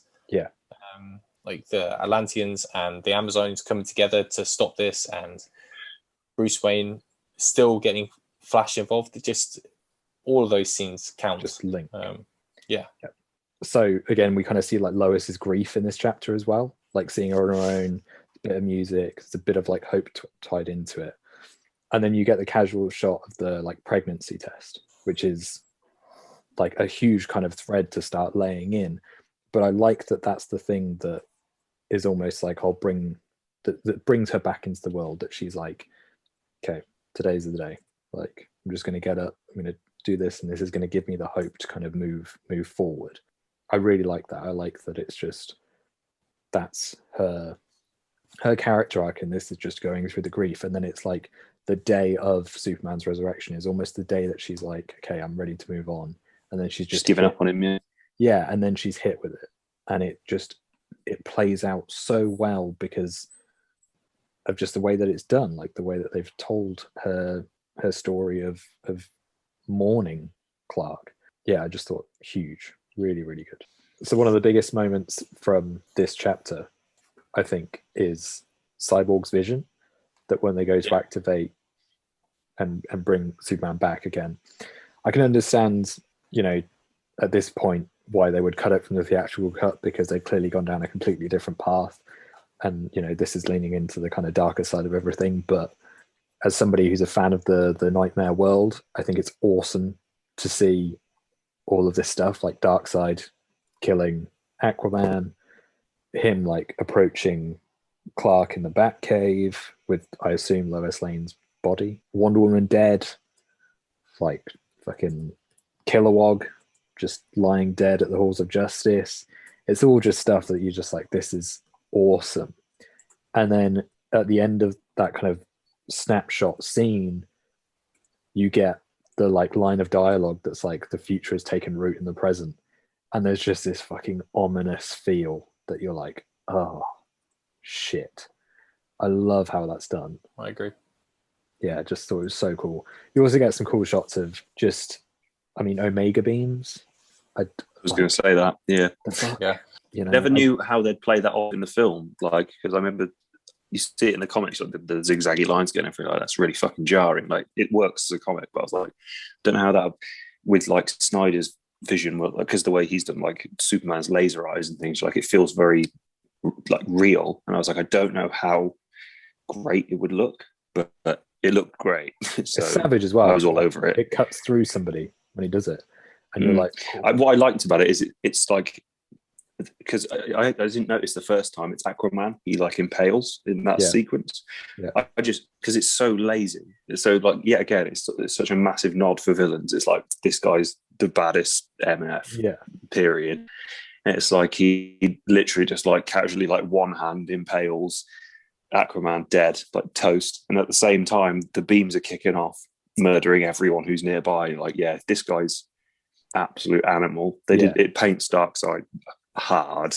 Like if the like Uaxus, whatever you want to call it, sequence earlier didn't, that one does. You're like, damn, he is at a level where, how do you beat that? It's a bit different to Thanos turning people to dust. Especially when you see like Lois's like body skeleton corpse as well, because you assume that she's just been done in by Omega beams. And you just I didn't know. Just at that point, is it Lois or is it meant to be Lois and Superman's child because of the pregnancy test thing? Could be me throwing another spanner in here. I'm just saying. So from what I heard understand, somewhere, like having looked at Zack's like plan, is that is Lois's body, because Supes is still in his black suit. Yeah, and that's fine. It makes perfect sense either way. But I just heard.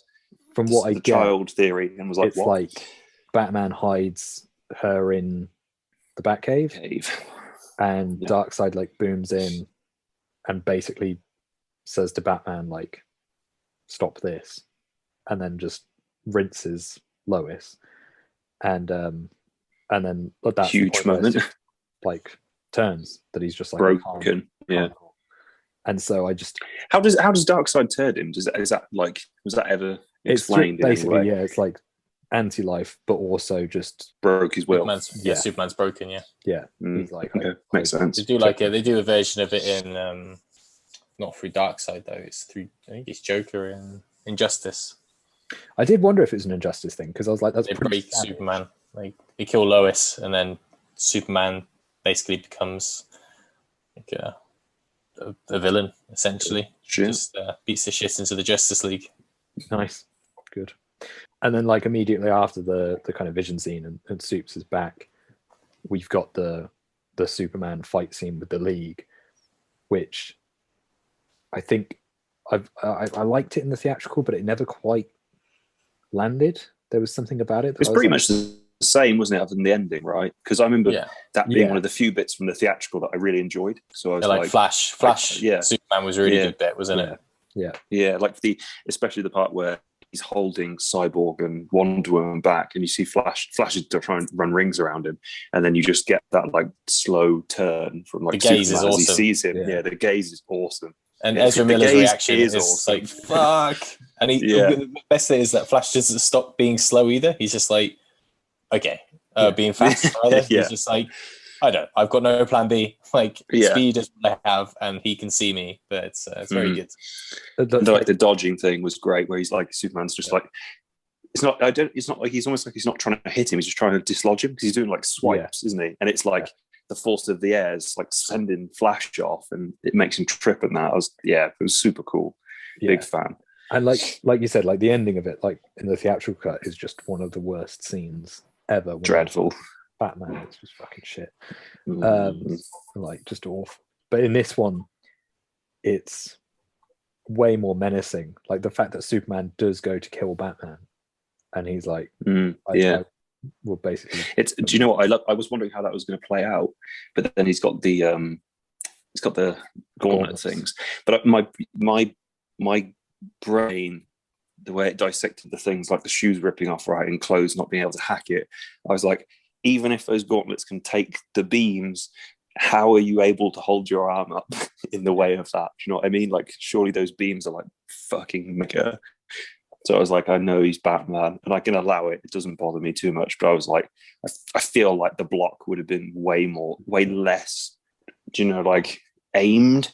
Yeah. I feel like he wouldn't have been able to hold that shit off. Yeah. So I'd have liked it to have been like a blast that he sort of deflected and it just fucked him into the car. But I appreciate how he takes it off afterwards and stuff, because it's obviously super hot and But no, it was way better than the theatrical version, which I do was really just like awful as well when Superman returns that there is like a pause, that it's like the scene where he's like flying in the air, the way that the pacing of the moment is done is that it's almost like everybody reacts to it, and the last one is Lois, but like Lois is like you hold on it, and it's just like it feels completely still.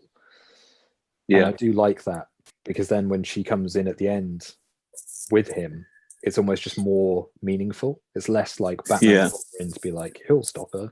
It's more like she's just seen it and it had to be there. Yeah. I'll tell you one thing about that sequence which makes perfect sense, though, which we just crossed over a little bit, but the Dark Side flashback, right? So when you watch the theatrical version, Cyborg's on the alert against Superman, and you don't know why. It doesn't really explain it. But when you watch this cut, you realise he's moments ago, he's tapped into the mother box and seen Superman killing everyone in the future as a bad thing. So when Superman's resurrected, it makes perfect sense that his like auto defenses are ready to be like, no fucking whoa, stop that guy. So it completely explains why Cyborg's the one to like trip out and like kick it off. Whereas in the theatrical cut, you're like, there's no real explanations. It's like, I can see why you'd think he was a threat if you're a computer, but it wasn't like explained. Whereas this version, because it's got like he's seen the vision of him in the future, it makes perfect sense why he's acting that way, which a lot of people I saw picked up on. I was like, yeah, that does make perfect sense. I didn't pick up on that at all. I just assumed he was like he sensed a threat, but obviously at that point Superman's not really posing any sort of a threat, really. So. Yeah, it works as like a threat base, because you are watching it thinking like, shit, I don't know what's going on here. But like for him to like whip out a fucking gun and be ready to blast at him, you're like, that's a bit of an overreaction for like AI, right? Yeah. But no, when you think he's literally just seen him killing everyone in the name of the big bad, be like, that's why. Yeah. But yeah, that was really cleverly thought out as well.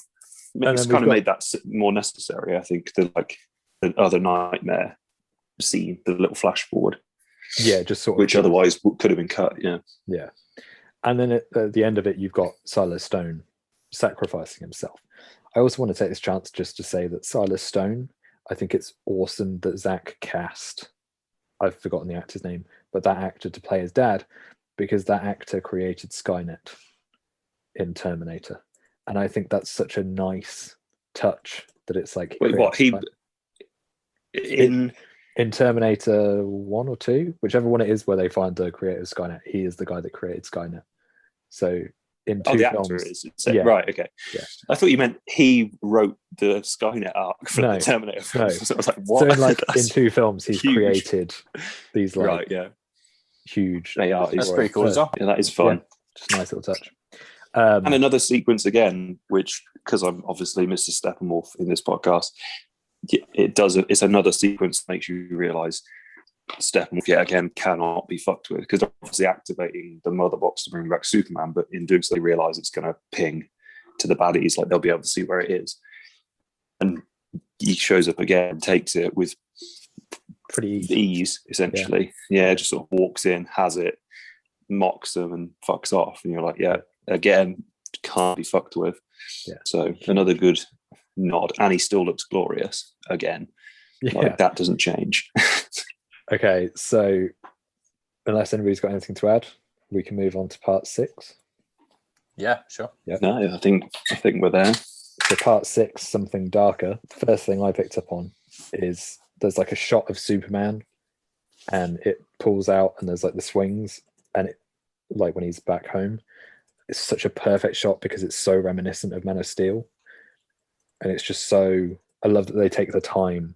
Again, it's 4-hour cut, so I can, but I feel like that's something that still would have been in the theatrical, because it's like meaningful to his arc. It's meaningful to who Clark is, and there's like a sort of sense of bringing him back to Earth, and it's this stillness of just like being reminded of like a kid.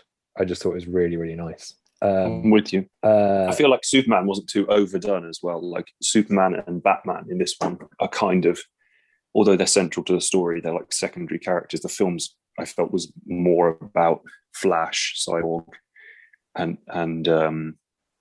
Aquaman as like a trio, and then the the main what do you call them, the Trinity was took a bit of a back seat, which was nice because I always feel Superman is like being the most powerful thing in it. It's very easy to like overstate him and like push it.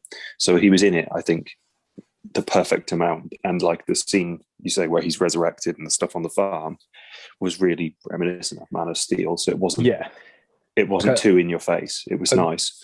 I really like it, isn't it? Yeah, Superman is very much like him. Yeah, and I really like the scene where he's got like the butterfly, and it's sort of just like going in between his fingers. Someone I saw made a link to that with the trailer for Man of Steel, where you see a butterfly that's trapped in the chains of the swing, and they said something poetic about that being like him in Man of Steel, because he's basically got all these powers that make him unique and beautiful, as it were, butterfly. But he's chained by what's right and wrong, or like the world, the way it sees him. And now it's like when it comes through to Justice League, it's like he's free now, because he's almost like he's completed his arc and he's begun again almost, which butterfly again. So a little touch, I guess, intentional or not. We also get in this chapter, we get the kind of the League setting out what their plan is, how they're going to take on Steppenwolf, which we get the dialogue that's been thrown around for the whole kind of marketing bit of it, which is not us united. That's something that I always wondered, why was that cut from the theatrical? Because it's just a great Justice League line. Like, why would you do that? But tied into it, you get that moment between Arthur and Barry, and this is the bit that I was on about, where it's almost like Arthur's journey, is the bit where Arthur's like, is Cyborg okay? Because the guy's just lost his dad. And it's, for me, that was the bit that sort of tied that with the sadness of the singing, that it's just like, this character's gone from being like the ultimate nomad, the ultimate kind of loner, to like, maybe there's something to be said for supporting each other and being part of something. And I think that's really nice. And Barry picks up on it as well. Barry's, kind of makes the connection that he's just like, did you just basically get involved? I like that. I thought that was really, really nice and just a good character moment. It's good lines, because he says, he's like, what does he say? He's like, wait, you actually care? Or because he says, like that, I never said that, or whatever. Because you get the impression that he doesn't give a shit, and then he sort of low key does the checkmate, doesn't he? Where he's like, well, I never said that. Like, obviously do, but it's a nice moment, and it's peppered with moments like that throughout the whole film. I felt like, from the graveyard digging up Superman to everything. There's so many like little lines that are just, they make the interactions with the characters so much better. Like, it gives, like you said, Luke, you feel like it's not just a film that's like showcasing the individual things. It really does pay a lot of attention to like team building. Why? Yeah, team building and like togetherness. And all that. And following off of that, that scene is pretty much followed by the introduction of the flying fox, which is very cool. But you also get Batman saying the Faith Alfred Faith line, which obviously is now like a huge meme that I keep seeing thrown around. But in the context of the film, I think going into a final battle, that's kind of the thing that you almost want to hear Batman say, is like faith. I just thought it was really cool, and it gives the League that full circle, that it's like the first time they went to battle, they had no plan and it fell apart, and this time they've got a plan and they're sticking to it. That's the team. That's the like. And they play to each other's strengths more, don't they? That's the thing. They know who can do what and how they can execute it, and it obviously it works. And like, before we get into the fight, the big end fight, you get Supes doing his flying scene, like flight scene part 2, which I bloody loved as a Superman fan. Like the way that it's done with him walking down with the suit, which we'd seen before because it was a deleted scene on the theatrical. But with this, you've got Jor-El talking over it, you've got Jonathan Kent talking over it, you've got all the different That was a cool suits. dual thing. And then you've got him flying, and there's like fucking amazing shot of him where he's just like in the sun, and it's just, the whole thing is just huge. But that's when it feels even more like his trilogy, isn't it? It's like, especially when you get those cuts of Jonathan Kent and stuff speaking, and them saying it over it, and it's sort of like, this is where he started and this is where he's gone, and now he's the man, isn't he? Yeah, It's huge. It is the arc. They say there isn't about the quote about essentially the whole quote of Jor-El, his dad, where he's saying about they'll follow behind you and stumble and fall, but together they'll join you in the sun. It's essentially exactly what happens from that, because, like you said, they failed attempts to be what Superman was, which is like the ultimate savior. And then eventually, at the end, they are all in that last shot stood together in the sun, literally. Yeah, and Batman stumbling, isn't it? Batman stumbling. Yeah, trying to finish him, isn't it? Yeah, thinks he's exactly, and it falls in line. So it's very cleverly done. It is like the underlying thing, and I did love the like I said, the dual commentary between Jonathan Kent and Jor-El, the like back and forth. As much as like his real dad's Jor-El, you're like, you can't fuck with Kevin Costner, man. That guy has to dip in on this. So like the Kevin Costner and Russell Crowe, thank you. Like voices did make that really cool. It was, like you said, Flight 2.0. Good scene, strong, huge. I'm gonna for ease, I'm just gonna jumble this all into one because we're in the big action scene now. But just a couple of pointers here that I picked up on that I just thought was awesome. First of all, I thought Kieran Hines was amazing as Steppenwolf, as you said, Harry. But like in terms of his dialogue and his delivery, especially in this last fight, I thought was especially great. Shakespeare shit, isn't it? Yeah, like he's just really strong. Like he's got a good vocal range, and it's just impacting all of it. But a lot of the action that we get in this act is just amazing. I mean, the big one, I guess, is the like League shot where there's like the Batmobile and all of them, and the score's just fucking enormous. And you mean they call that the Age of Ultron shot? Just so you know. Yeah, it is. Do they? Well, it is basically.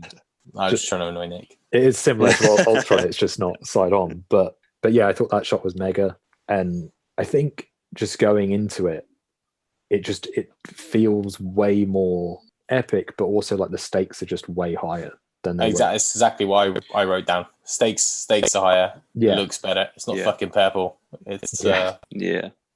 Everyone, you know what I loved everyone comes off strong, including Steppenwolf. Like, really. They don't belittle the villains or big up the heroes too far either direction. Do you know what I mean? Like everyone in that scene shows off their strengths, but is carried by someone else who can help them out. Like Batman's saved again by Wonder Woman, but like he's the one who essentially fucking holds shit together. Like it makes perfect sense for him to be the one who just fucking gets in. Do you know what I mean? It's like of all the characters, you're like, I feel like they played it so strong that he's the one who goes in with the flying fox initially, just does pure brute force, which is what you've seen him do in this version of the character, just like fucking missiles. I'm in. That's the line. Like I think Batman has to have in like in any sort of sequence like that. He has to be the key. He's the one who gets them in, right? And then past that point, he's basically a distraction because you're like, well, what the fuck else can he do? So he's got his like fucking speedy car, like. And he's bombing around, shooting shit and causing mayhem as a bit of a distraction until everyone else can sort of get on side. And then you've got like Flash can't do much other than be fast and try and take out the. And it's like it's clever that like no one of them stands out too much in that whole sequence. They're all like there's like the perfect amount of one another. Like it's really cleverly joined. It gives like a proper team feel. No one's like carrying anything. And they all deliver like a role, especially as like it comes towards the end. You've got Batman is basically on mopping up duty, so he's just bombing around trying to take out the people on like the turrets, the parademons. Whereas you've got the heavies like Aquaman and Wonder Woman and Cyborg. They're the three going in. Flash is fucking just staying fast to charge up. That like Flash scene is awesome as well. Like that's the thing that I wanted to talk about most with this last act is that like the fact that they cut him reversing time, that they were like, that doesn't need to be maniacs, is mental. And I read afterwards that Zack said that was something even he had to fight for in the like first time he was making it. That they were like, we don't madness. Why the fuck not? Because it looks like that is my favorite scene from the film because it's just it's so powerful. Like his dialogue is amazing. The way it's done, like all the little bits rebuilding, like the way that it gets to people and their body like rebuilds. It's just everything in that scene is utterly epic. And I don't know why anyone would go, please remove that. Like, you know. The thing as well, though, that for purposely for people like me, because I know I'm not alone, there are millions of us out there who love the fucking villains. Like, we're in it for the villains, and deep down you want the villains to win. And it's like that satisfies everyone on my team because the villains won. Like, we don't care that they reverse time and win ultimately, but it proves the point that the baddies had won at that stage. You know what I mean? Like, even Superman showing back up didn't stop the unity, and the fucking world was lost, right? So it's like it satisfies people who want to see the baddies win, because you've ultimately got the nightmare scenes that do that. But the ultimate point of that last sequence is, if Flash wasn't there, the baddies have won, and they do. Like, you sit watching it, and when the Flash gets tagged by the cannon and he's fucked, you're like, I was watching that whole part. Like, I really don't see how they've got this. Like, Batman can do nothing now. Like, they're all stood in front of Steppenwolf. Is Steppenwolf dead? No, they haven't killed him, have they? No. But he's been battered by Superman. But they're stood in front of the Unity. Darkseid's there. It's like, if the Flash can't get there quick enough to stop anything, they're fucked. And you watch them die, essentially. And you're essentially the Flash in that scene, just watching everything tear apart. Like, it fucking vaporizes Superman, which is like, whoa. Yeah. Didn't think you'd get that in a film. Like, it's pretty like visceral about it. Like, it doesn't mess about. It's like, full stop, the baddies won at that point. So, like, for people like me who want to see a bit of evil victory, like when you got Avengers and Thanos snapped his fingers, I was watching that whole sequence thinking it wasn't going to happen. And like, when the axe thing came down and fucks him up, I was like, oh, they've binned it. He's not going to do it. But he did. Those are the moments that I live for in films. So when you actually saw the consequences of the baddies winning, even though it's reversed, it's like, it satisfies me to be like, it was all for something. Do you know what I mean? Like, they've built up Steppenwolf as a capable villain. They then have Superman show up, which is able to beat him. You're like, oh, okay, if that's how it ends, that's how it ends. But they took it a step beyond to show you, like, no, they still can't win. So it made the sequence with the Flash as well, like, so much more epic in that, like, they've already lost at this stage. So, like, what he was doing, and like the thing he says about his dad, to his dad, doesn't he, when he's running. And then you see like the damage it caused when he gets closer to the Unity, because you see sort of you see Superman like all the gory splashy stuff of him just like tearing apart. It goes in reverse. So you see Superman get rebuilt, and then Cyborg get rebuilt, and you're like, it reminds you how like fucked they were. So that was epic. Like, big fan. I love as well, like, the score makes such a difference in this film, because the score is just so big. But especially for that scene, that it's like the Unity bit hits, and then there's just like this like guitar that kicks in that's almost like this like waiting clock kind of sound. It's like a guitar that's just like da-da-da-da-da, and you're like, oh fuck, like, what are they gonna do? And then as he starts running back and everything's rebuilding, the score just becomes this grand, like, sweeping thing. And it's just like you're kind of really invested in it. You're just like, this is what I want from the Justice League film. This is epic in every way, and I don't know why it wasn't there. And I also don't know why it's not canon. Like, out of all the scenes, what the fuck? Yeah, exactly. So yeah. But yeah, that is distressing, isn't it? And obviously, before we go into the epilogue, we've got Darkseid fully making his entrance and known to the League, which is, I think, an awesome villain entrance by standing on Steppenwolf's head. That's cool, isn't it? That bit when he just that them like Wonder Woman chopping off his head and all of that stuff is pretty good, isn't it? Yeah, it's just very cool. Well, when you've got a villain who's been presented so hard as Steppenwolf, when he gets his head cut off and it goes through the portal, like, when you've built up a villain the same way you have Steppenwolf, who's like such a massive threat throughout the film and is genuinely like pretty scary, the disregard that Darkseid has when he just stomps on his head, like he doesn't give a shit about him. You think, man, like how bad can you be when someone that like capable and dangerous like doesn't even register as like an ant, essentially.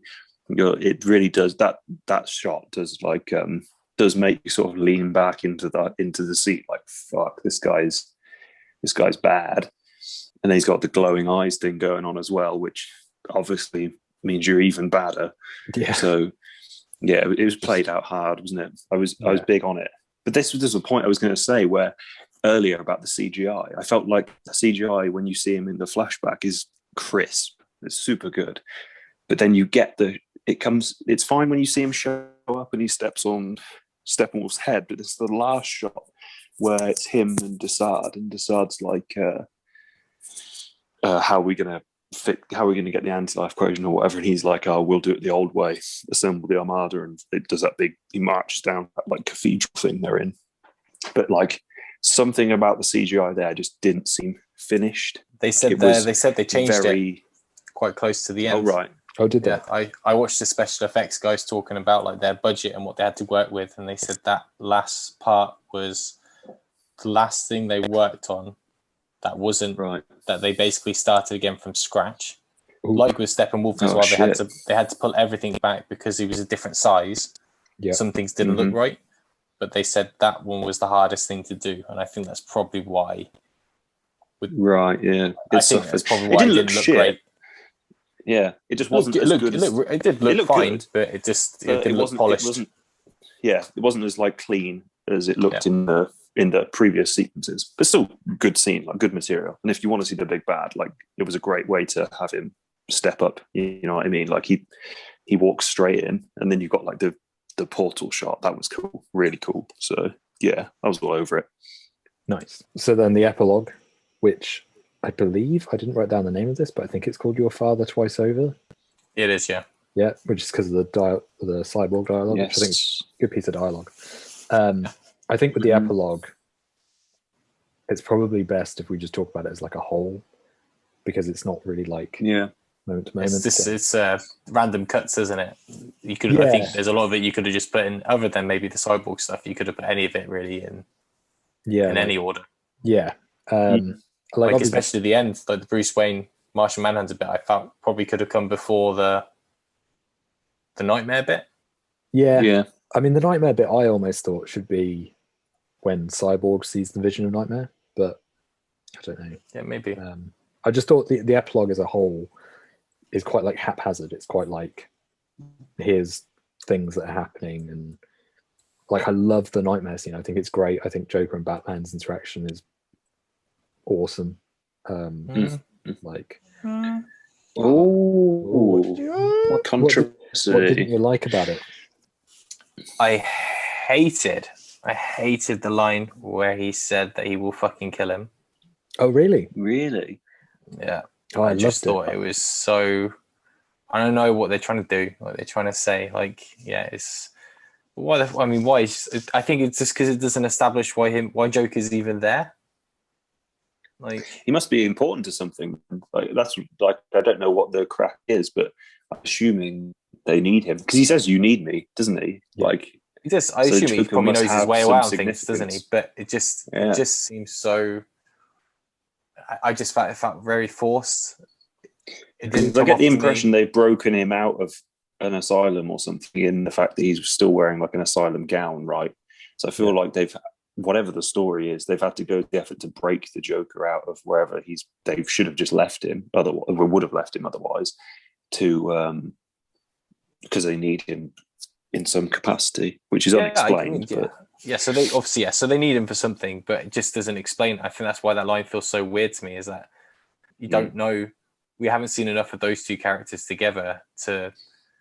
Yeah. Obviously, we assume he's killed Robin because of the suit and everything, but it just felt very forced to me. Kind of felt like these are the extra shots we're going to do. This is going to stand out a bit more, and the whole team did it. I thought it was cool. I thought it looked good. I thought it looked cool that they honored the Nightmare stuff. I like the fact that everyone looked a bit battered and out of ideas, and I don't know. I just like Mara being there didn't feel right to me. Not just because of who she is. Just I think they could have chosen someone else, or she was free to do a reshoot. And the fact that they showed there was they some had cool the touches Deathstroke bit in there. But why was Deathstroke? They had the Deathstroke Easter egg with him finding out who Bruce Wayne is, and I've read obviously Zack Snyder had 15 different lines for Lex Luthor to say to Deathstroke, like, oh, he's Bruce Wayne, or he's this is that. But then all of a sudden he's just there as well, and it kind of took away something from Deathstroke as well. And I didn't like the line. I didn't like not because he was swearing, just it's just not something he would do, is it? He's just not going to kill him. Why? Just I don't know. Yeah, I don't know. I think it's like a. Sorry, you go. I wonder if we're going to say the same thing though. I think we might, because what I was going to say is that I took it as like a. I didn't start with that, but you did. But I'm going to carry on. It almost like in the future, it's so fucked that this is a Batman who's now reverted back to like as dark as he was before, because he did kill people in Batman versus Superman, like remorselessly. Essentially, like guy shoots at his car with a gun and he just evaporated them with his own weapons and things like that. And I was like, this is a Batman that I think is dark enough to kill the Joker. And I think if he's got to a level where he was thinking Superman was a 1% Superman's going to kill everyone, we need to destroy him.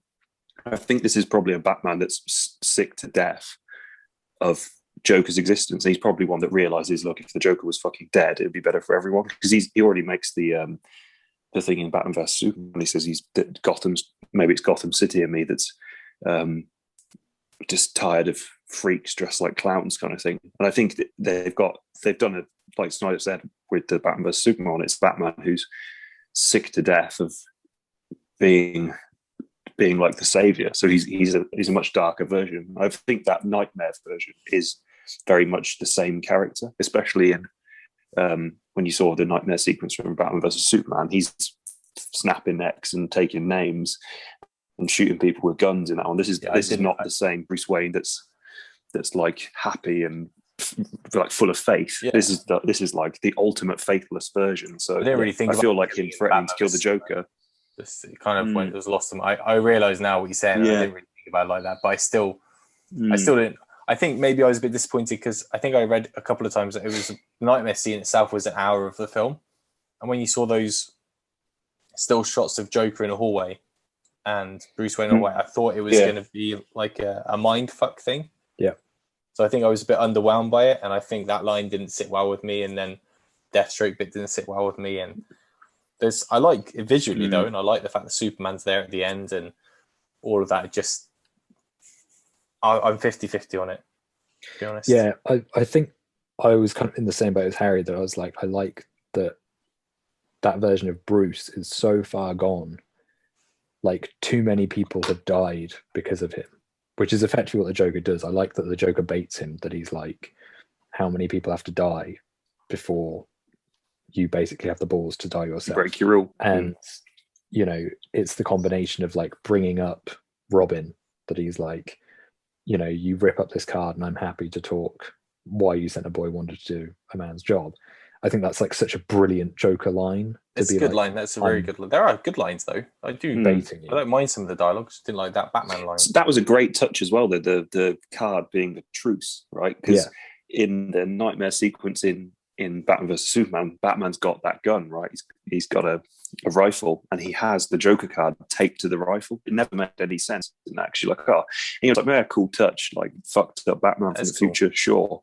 And then it's like they filmed this scene. It's like, oh, here's why he's got that Joker card. If you noticed it, I thought it was riddled with cool little touches, like the fact Mira's carrying canisters of what I'm assuming is water, because her power's like water based, right? I was like, that's cool, because they're in a fucking desert post-apocalyptic world where I'm assuming water's a commodity. So I enjoyed the like thought that had gone into the design of the characters. Like Deathstroke's got like a completely different color scheme. It's all like desert cam. And then you've got like, they're just like a really ragtag looking team. Cyborg's not got a whole lot going on for them, obviously just like a hooded look thing. But I thought it was a cool representation of what the Justice League becomes in like a dystopian, desperate kind of world. And it's essentially made up of villains. It's led by a Batman who's far gone. It's got the fucking Joker on it, teamed up with him, whether that's a stable relationship or not, which, I mean, it's obviously not. You've got Deathstroke in there, who's set up by, I think the plot they planned was that he was going to be the villain of the Batman films with Ben Affleck if they'd happened. That's why the name drop in the other part of the epilogue where he says Batman's name is Bruce Wayne, and the whole eye for an eye thing. You've got like the history going on there that like Batman, I'm assuming, has taken Deathstroke's eye, and that's why he'd be the lead villain for that film. So it's like there's so many like little details that pad it out, and it's like they're the most unlikely selection of people to be on a squad together, but they've all got like a perfect reason to be there, kind of thing, even though you don't know why Joker is there. And there was another really cool like Easter egg in there as well, which I thought was awesome, which I don't think you've noticed necessarily watching the film, but they showed not long before the film came out, they had that like gallery event where they posted like the plot for the film and those are the costumes and things. And there was obviously like the Joker costume with all the like Gotham police badges and things on, but the one I noticed which people went nuts for was Deathstroke's suit. So he's got like two fucking swords, right? One of the swords on his back it's got the League of Shadows symbol on it, which to basically means it's Ra's al Ghul's sword, right? Which means if you've got that, you are the head of the, what do they call it? The head of the snake or some shit. Like you've got a name if you're if you're in charge of League of Shadows, you're the big man. Which means does that mean this version of Deathstroke, reading into it, has killed Ra's al Ghul? And it made me think. I was like, shit, what if the completely so off the chain, but what if the plot for the Batman film was that Deathstroke takes over the League of Shadows and fucking comes at Batman? So it'd be kind of like a Court of Owls thing, but with the League of Shadows and Deathstroke instead of anything to do with the Court of Owls. But we'll never know. There's so many little Easter eggs in there that I loved, and like I absolutely love the whole aesthetic of the nightmare sequences. Anyway, I was a big fan, and I wanted to see Jared Leto's Joker and Ben Affleck's Batman on screen. I feel like it had to happen because I loved both versions of the character so much. I felt robbed that it was never essentially going to happen before this, and it was a joy to see them together. I did really like that all of them, like that it is a ragtag Justice League, and almost all of them have a stake in like the nightmare world. Mira's trying to avenge Aquaman, so like her storyline is basically revenge. You've got Batman, who's like caused the death of Lois. You've got Joker, who's insane. You've got Deathstroke, who's obviously on basically like, I'm just trying to survive. And then Flash and Cyborg are almost in it because it's like they're the ones who dug up Superman. So it's like they were like there at the start of where shit went wrong. I love how that scene plays out as well with when Superman actually shows up. You get the reactions of all the characters, and you've just got Batman's like steely face. You've got, I mean, they're all a bit steel faced, but there's like a little bit of peril in everything. And then you get the Joker, and he laughs. And I was like, obviously, I think anyone directing it would have done the same thing. But to see it, I was like, it's great.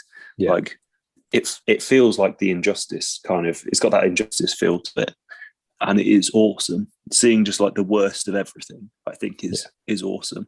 Yeah, I think it's really nice. Kudos as well to Jared Leto for being the first actor to reprise the role of the Joker in cinema. Yeah. Like, not including animated films, of course, because Mark Hamill's smashed that out of the park. But yeah, only actor to ever play the Joker twice. Yeah. What wild. Yeah, pretty much at the end now. But as we've already said, the Manhunter scene at the end, for me, I kind of thought it was all right.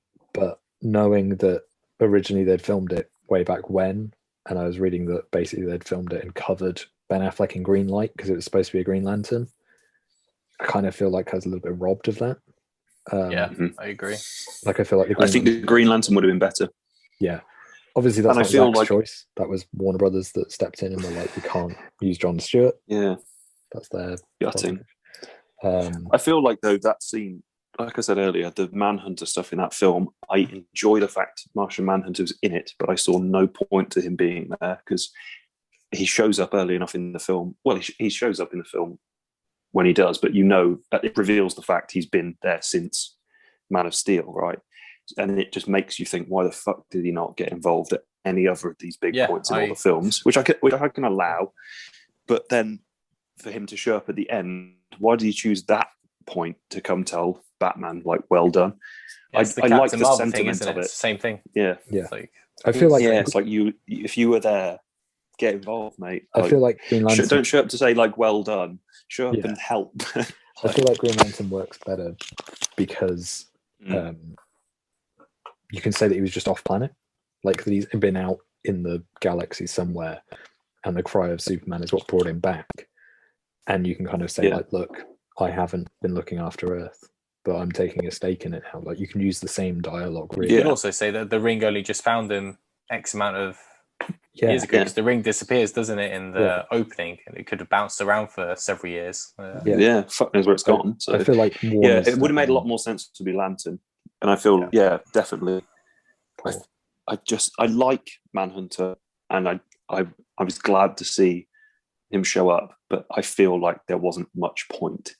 And I feel like if he'd shown up earlier in the film like he did, and that had been that, and then he showed up in the final fight, that would be great. That would be cool. You'd be like, oh shit, he's involved, right? It makes sense for him to having an involvement.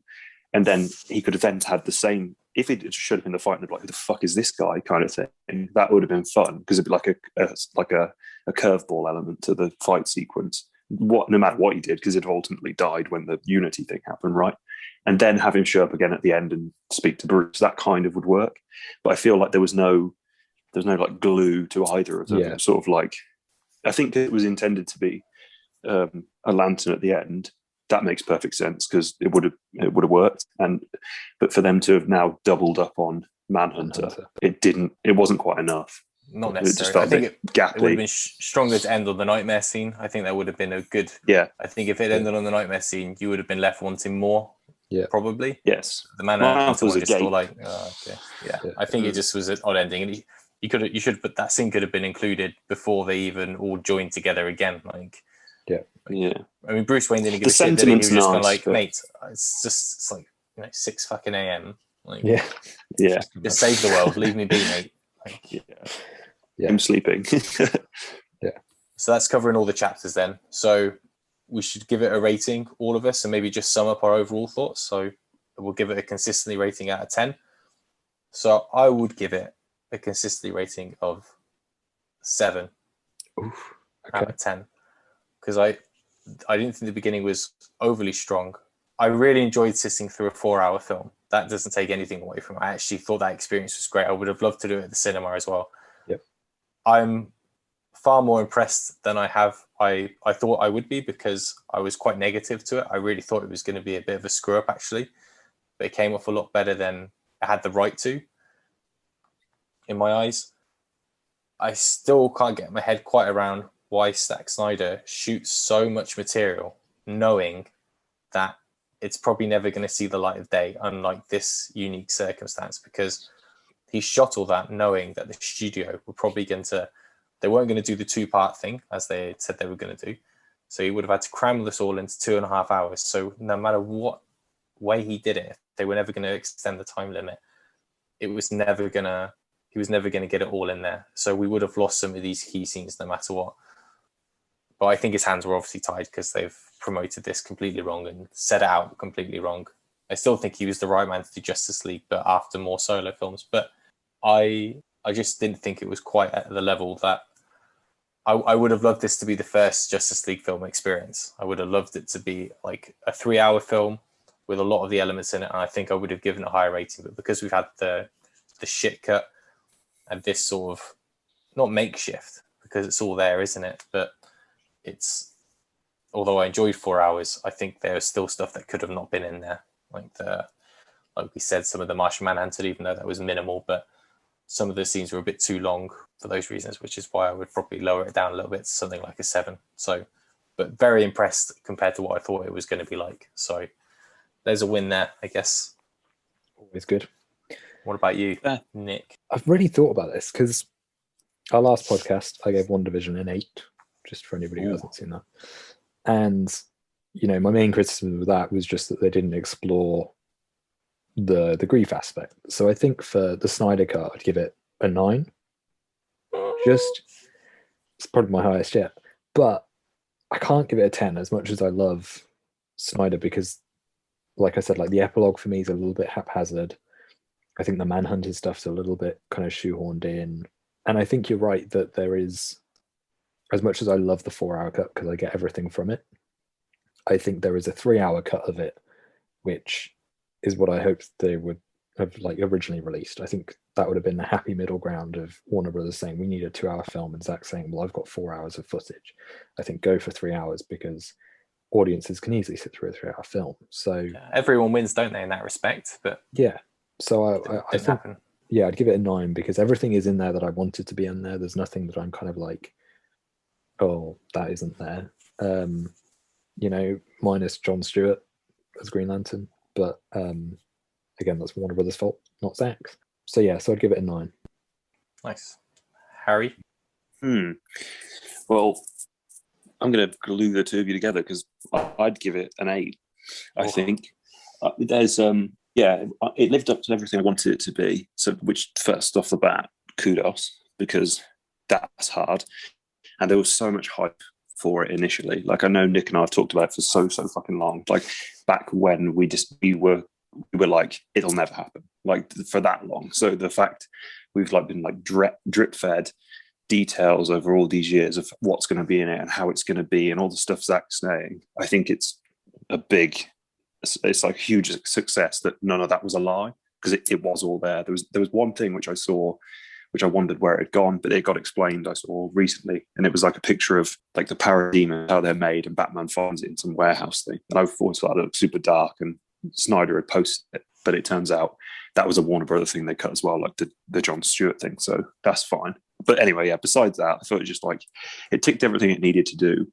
And yeah, my only criticisms were, I think, and I'm very big on like the visuals of things when I look at films. So this is probably more me than you guys, but I feel like it looked a little unpolished in places, and things they do. I think that is important to me. I think more than a lot, not more than everything, but like I think it plays a huge part in how I feel when I'm something. So if anything's like a little jarring or not quite cleaned, like some of the stuff with Darkseid, it detracts a little. So for that reason, I'd take a point away maybe. And then yeah, just I felt like the epilogue and the Martian Manhunter stuff was a bit muddled. I feel like I enjoyed all the material that was in the film. Like, I loved it. And I think the villain is one of the best comic book hero villains in Steppenwolf, like flat out. And I don't know what the barometer is.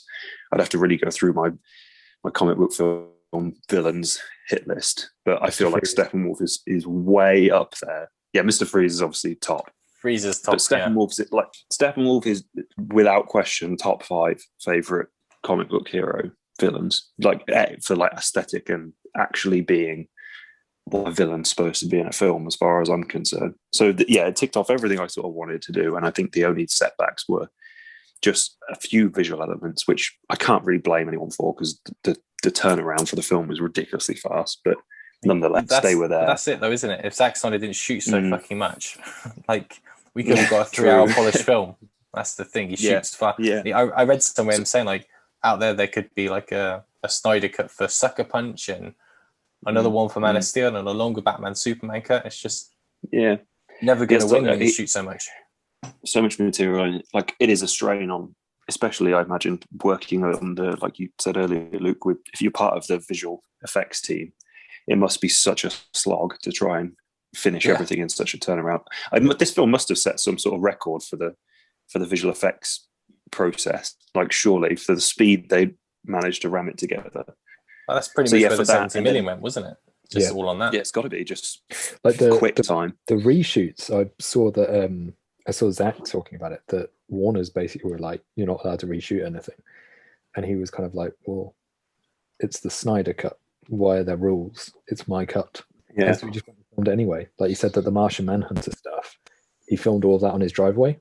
He just got the actor and just was like, "I'll film the here. We'll do it." Didn't he film Flash for from the nightmare sequence or over Zoom, essentially. Yeah, he did, yeah. Flash, that's why he's a bit out over Zoom. He's a little bit out of the shot, isn't he? He's on the edge of each one. But I mean, not quite crisp. But like, just at least you managed to do it. Right then. I think it's a success for all the right reasons. Yeah. Yeah, I agree. It worked, didn't it? And it's a unique thing that there won't probably be. I mean, I'd love there to be an eye cut of Suicide Squad, but I think this is probably it, isn't it? It'll be a long time till we get something else like this, because you'd hope from something like this, like when you hear about James Gunn's The Suicide Squad, that they just stay the fuck out of it and just let the director, who's done a good job with most of his material, just get on with it and then just let it be. Like, I hope now they've got a clear path, because this has been so successful that there must be someone there that's lost the job at Warner Brothers because they decided it was the wrong move to do after setting up everything with Man of Steel and Batman for Superman. So awesome! Wow. Do we think at this point there will be a follow-on? That's a question to pose to everyone. I think absolutely it's done. I think there'll be something. Obviously, they're trying to push for like a Deathstroke HBO. I know that's what they're things like that. Something will come out of the woodwork, but I think Zack Snyder, and fair play to him, I think he's just like, no, I'm done now. It's going to take something monumental, isn't it? Like complete creative control.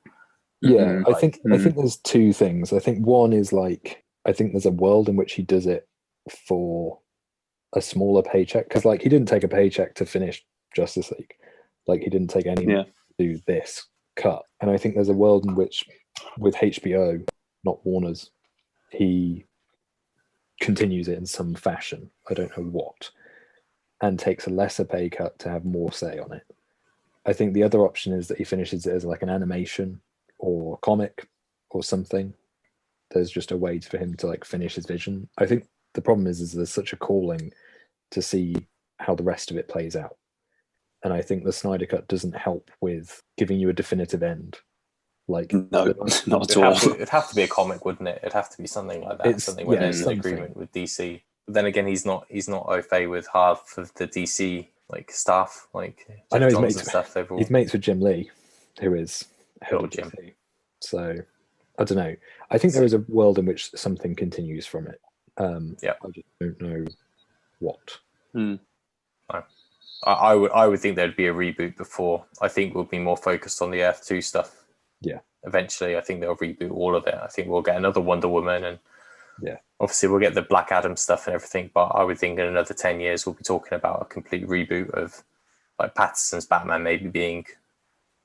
They'll start fresh, I think, and they'll just steadily reboot as it goes on. Yeah, I think Pattinson's going to have a trilogy, and I don't think they're going to give him a Justice League film. I think that was Reeve's stipulation of like making that film was like, I want to do it in solo, isolation, which is very nice. All right then, guys. I think that wraps up our Snyder Cut podcast. Hope everyone listening enjoyed what will likely be edited to as long as the Snyder Cut, potentially. Yeah. So that was our penultimate episode of the Consistently OK podcast. Like I said at the beginning, our last podcast of season 1 is going to be WWE Attitude Era, which is a bit of a nostalgic throwback, which I think I've already said. But we're going to record it. We're going to enjoy it. We're going to talk about our favourite matches and moments from the Attitude Era, and some of our why we got into wrestling as well when we did enjoy it. So that will be out the following week after this one. We hope you enjoyed it. And like I said, you can subscribe to our podcast on any podcast providers you have, and you can follow us at Consistently Pod on Twitter and on YouTube as well. So a big thank you, Mr. Harry Hughes, for joining us. No problem. Always a I don't want to say the word pleasure because that's just boring. Always a delight. Ooh, beautiful. Well, Nick, it's been a pleasure. Always good, dude. All right. Take care, guys. Thanks, everyone. See you in a bit. Cheers. Bye. So long. Bye.